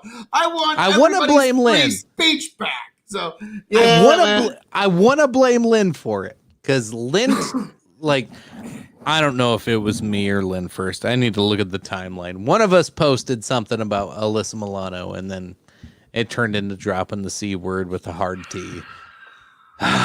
Is what it is. Last topic. Alyssa Milano, you're a piece of shit. You're my piece of shit for the week. I don't have a pedo ring video to share about that one, but it is what it is.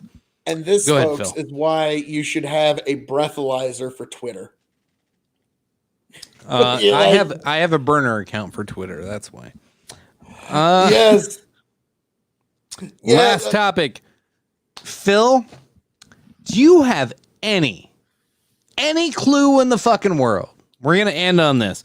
Any fucking clue in the world why the MLB, the NBA, WNBA have lost ratings during a pandemic where everybody's staying home?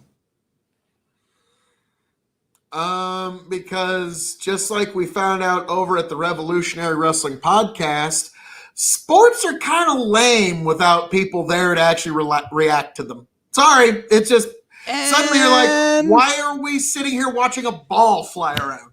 And come on.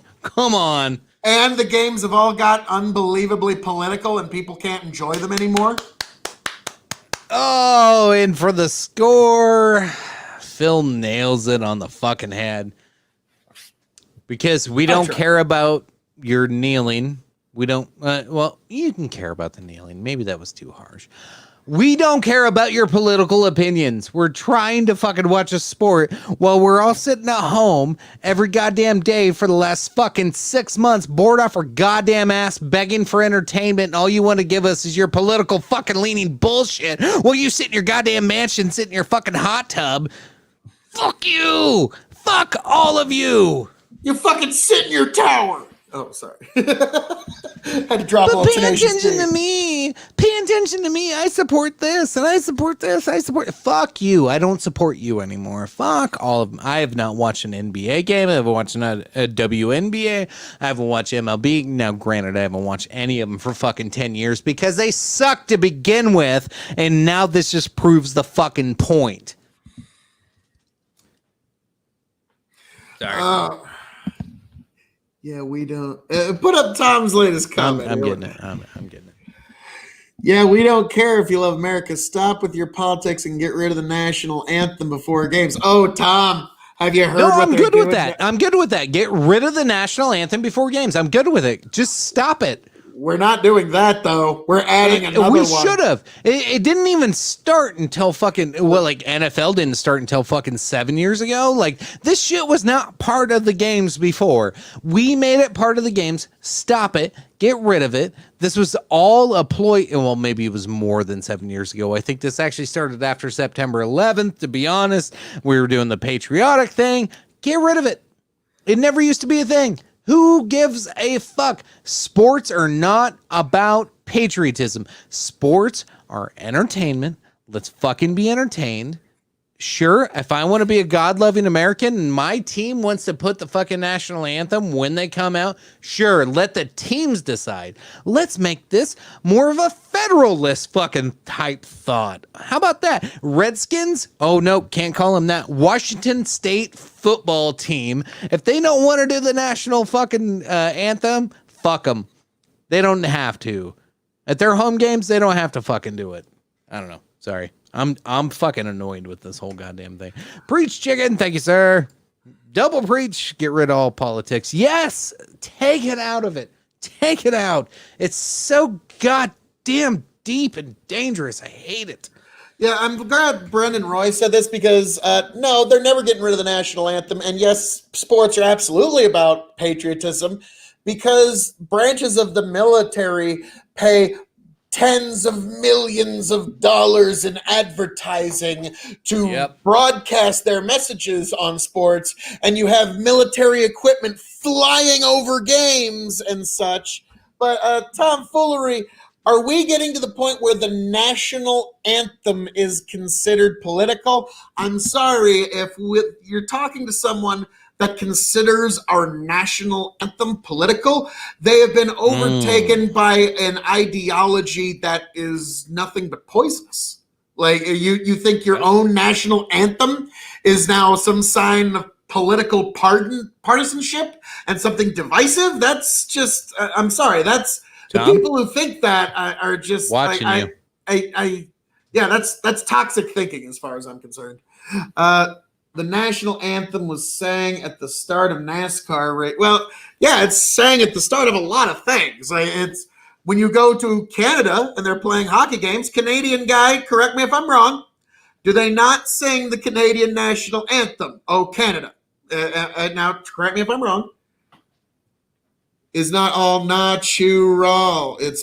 America is not all natural. I don't know what. I'm afraid. I probably had some spell check shit in there, but it's political. America is just the nation, just the idea. Like, so do you consider me displaying this flag political? Do you think that's partisanship and political? I'm just curious. Let me know in the comments what you think, folks. Do you think this is me displaying my love of my country, or do you think it's politics, partisanship? Let me know what you think. His original was, yes, of course, America is all natural. It's political, is what he was trying to say. I do believe. I get that. US won when playing. Well, there you go. And well, that's very nice of you, Canada. Thank you. God, even playing the other guy's anthem when they're visiting. My God, like, man, Canada, like just. Shit! I'm waiting for a musical. Yes, here. But yeah, like yes, God, yes, Tom. I look forward to it. But Post show coming up. There you go. Here is your preview. Me and Tom. Yeah, put him up. Put him up, Tom. We'll debate this point. So you have to come to the locals page to see this unbelievable confrontation. A match for the ages.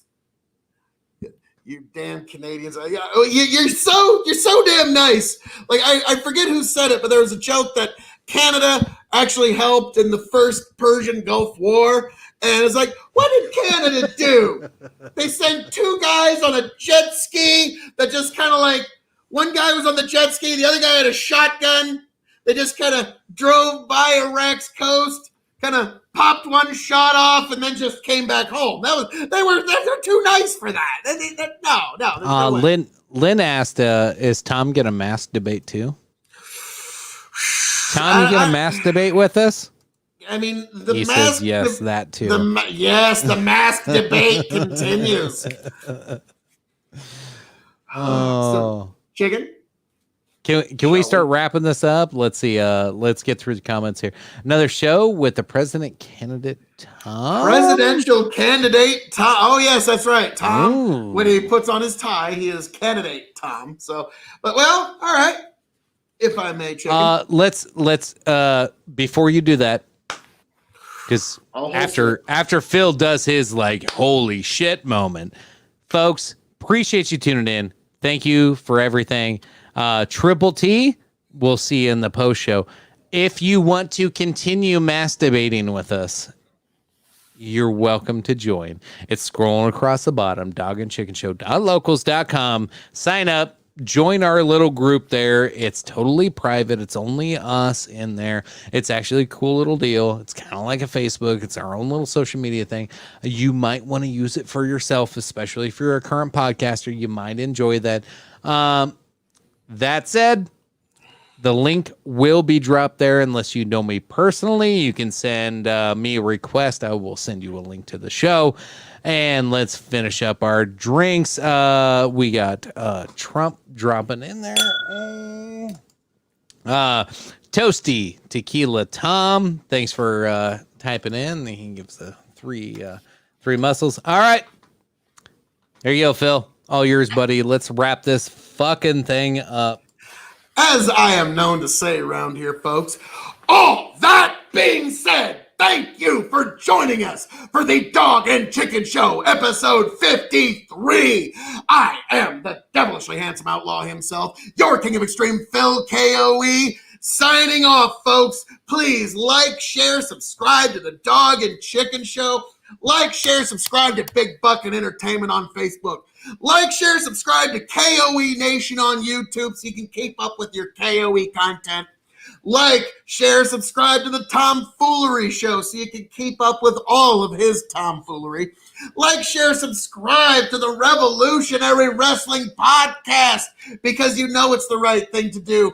And most of all, folks, join us on Locals so we can keep this party going. I am the devilishly handsome outlaw himself, your king of extreme, Phil KOE, signing off, handing it off, folks. Peace. What a concept. Chicken, it's all you, my brother. Thanks, as always, Phil. Appreciate you being my gracious partner in crime tonight. As always, thank you, folks, for tuning in. I think we said everything we needed to say. We got a couple more comments in there. Want to make sure. Hell yeah, Phil. And Ultra White Man Bad. Yes, I love it. Ultra White Man Bad. Way to go, Tom, to wrap that shit out. Again, check us out. dogchickenshow.locals.com. I'm dropping the link here in like 30 fucking seconds as soon as I end this goddamn thing. Jump over and join the show. Let's have some fun. As always, appreciate you. Love you. Bye.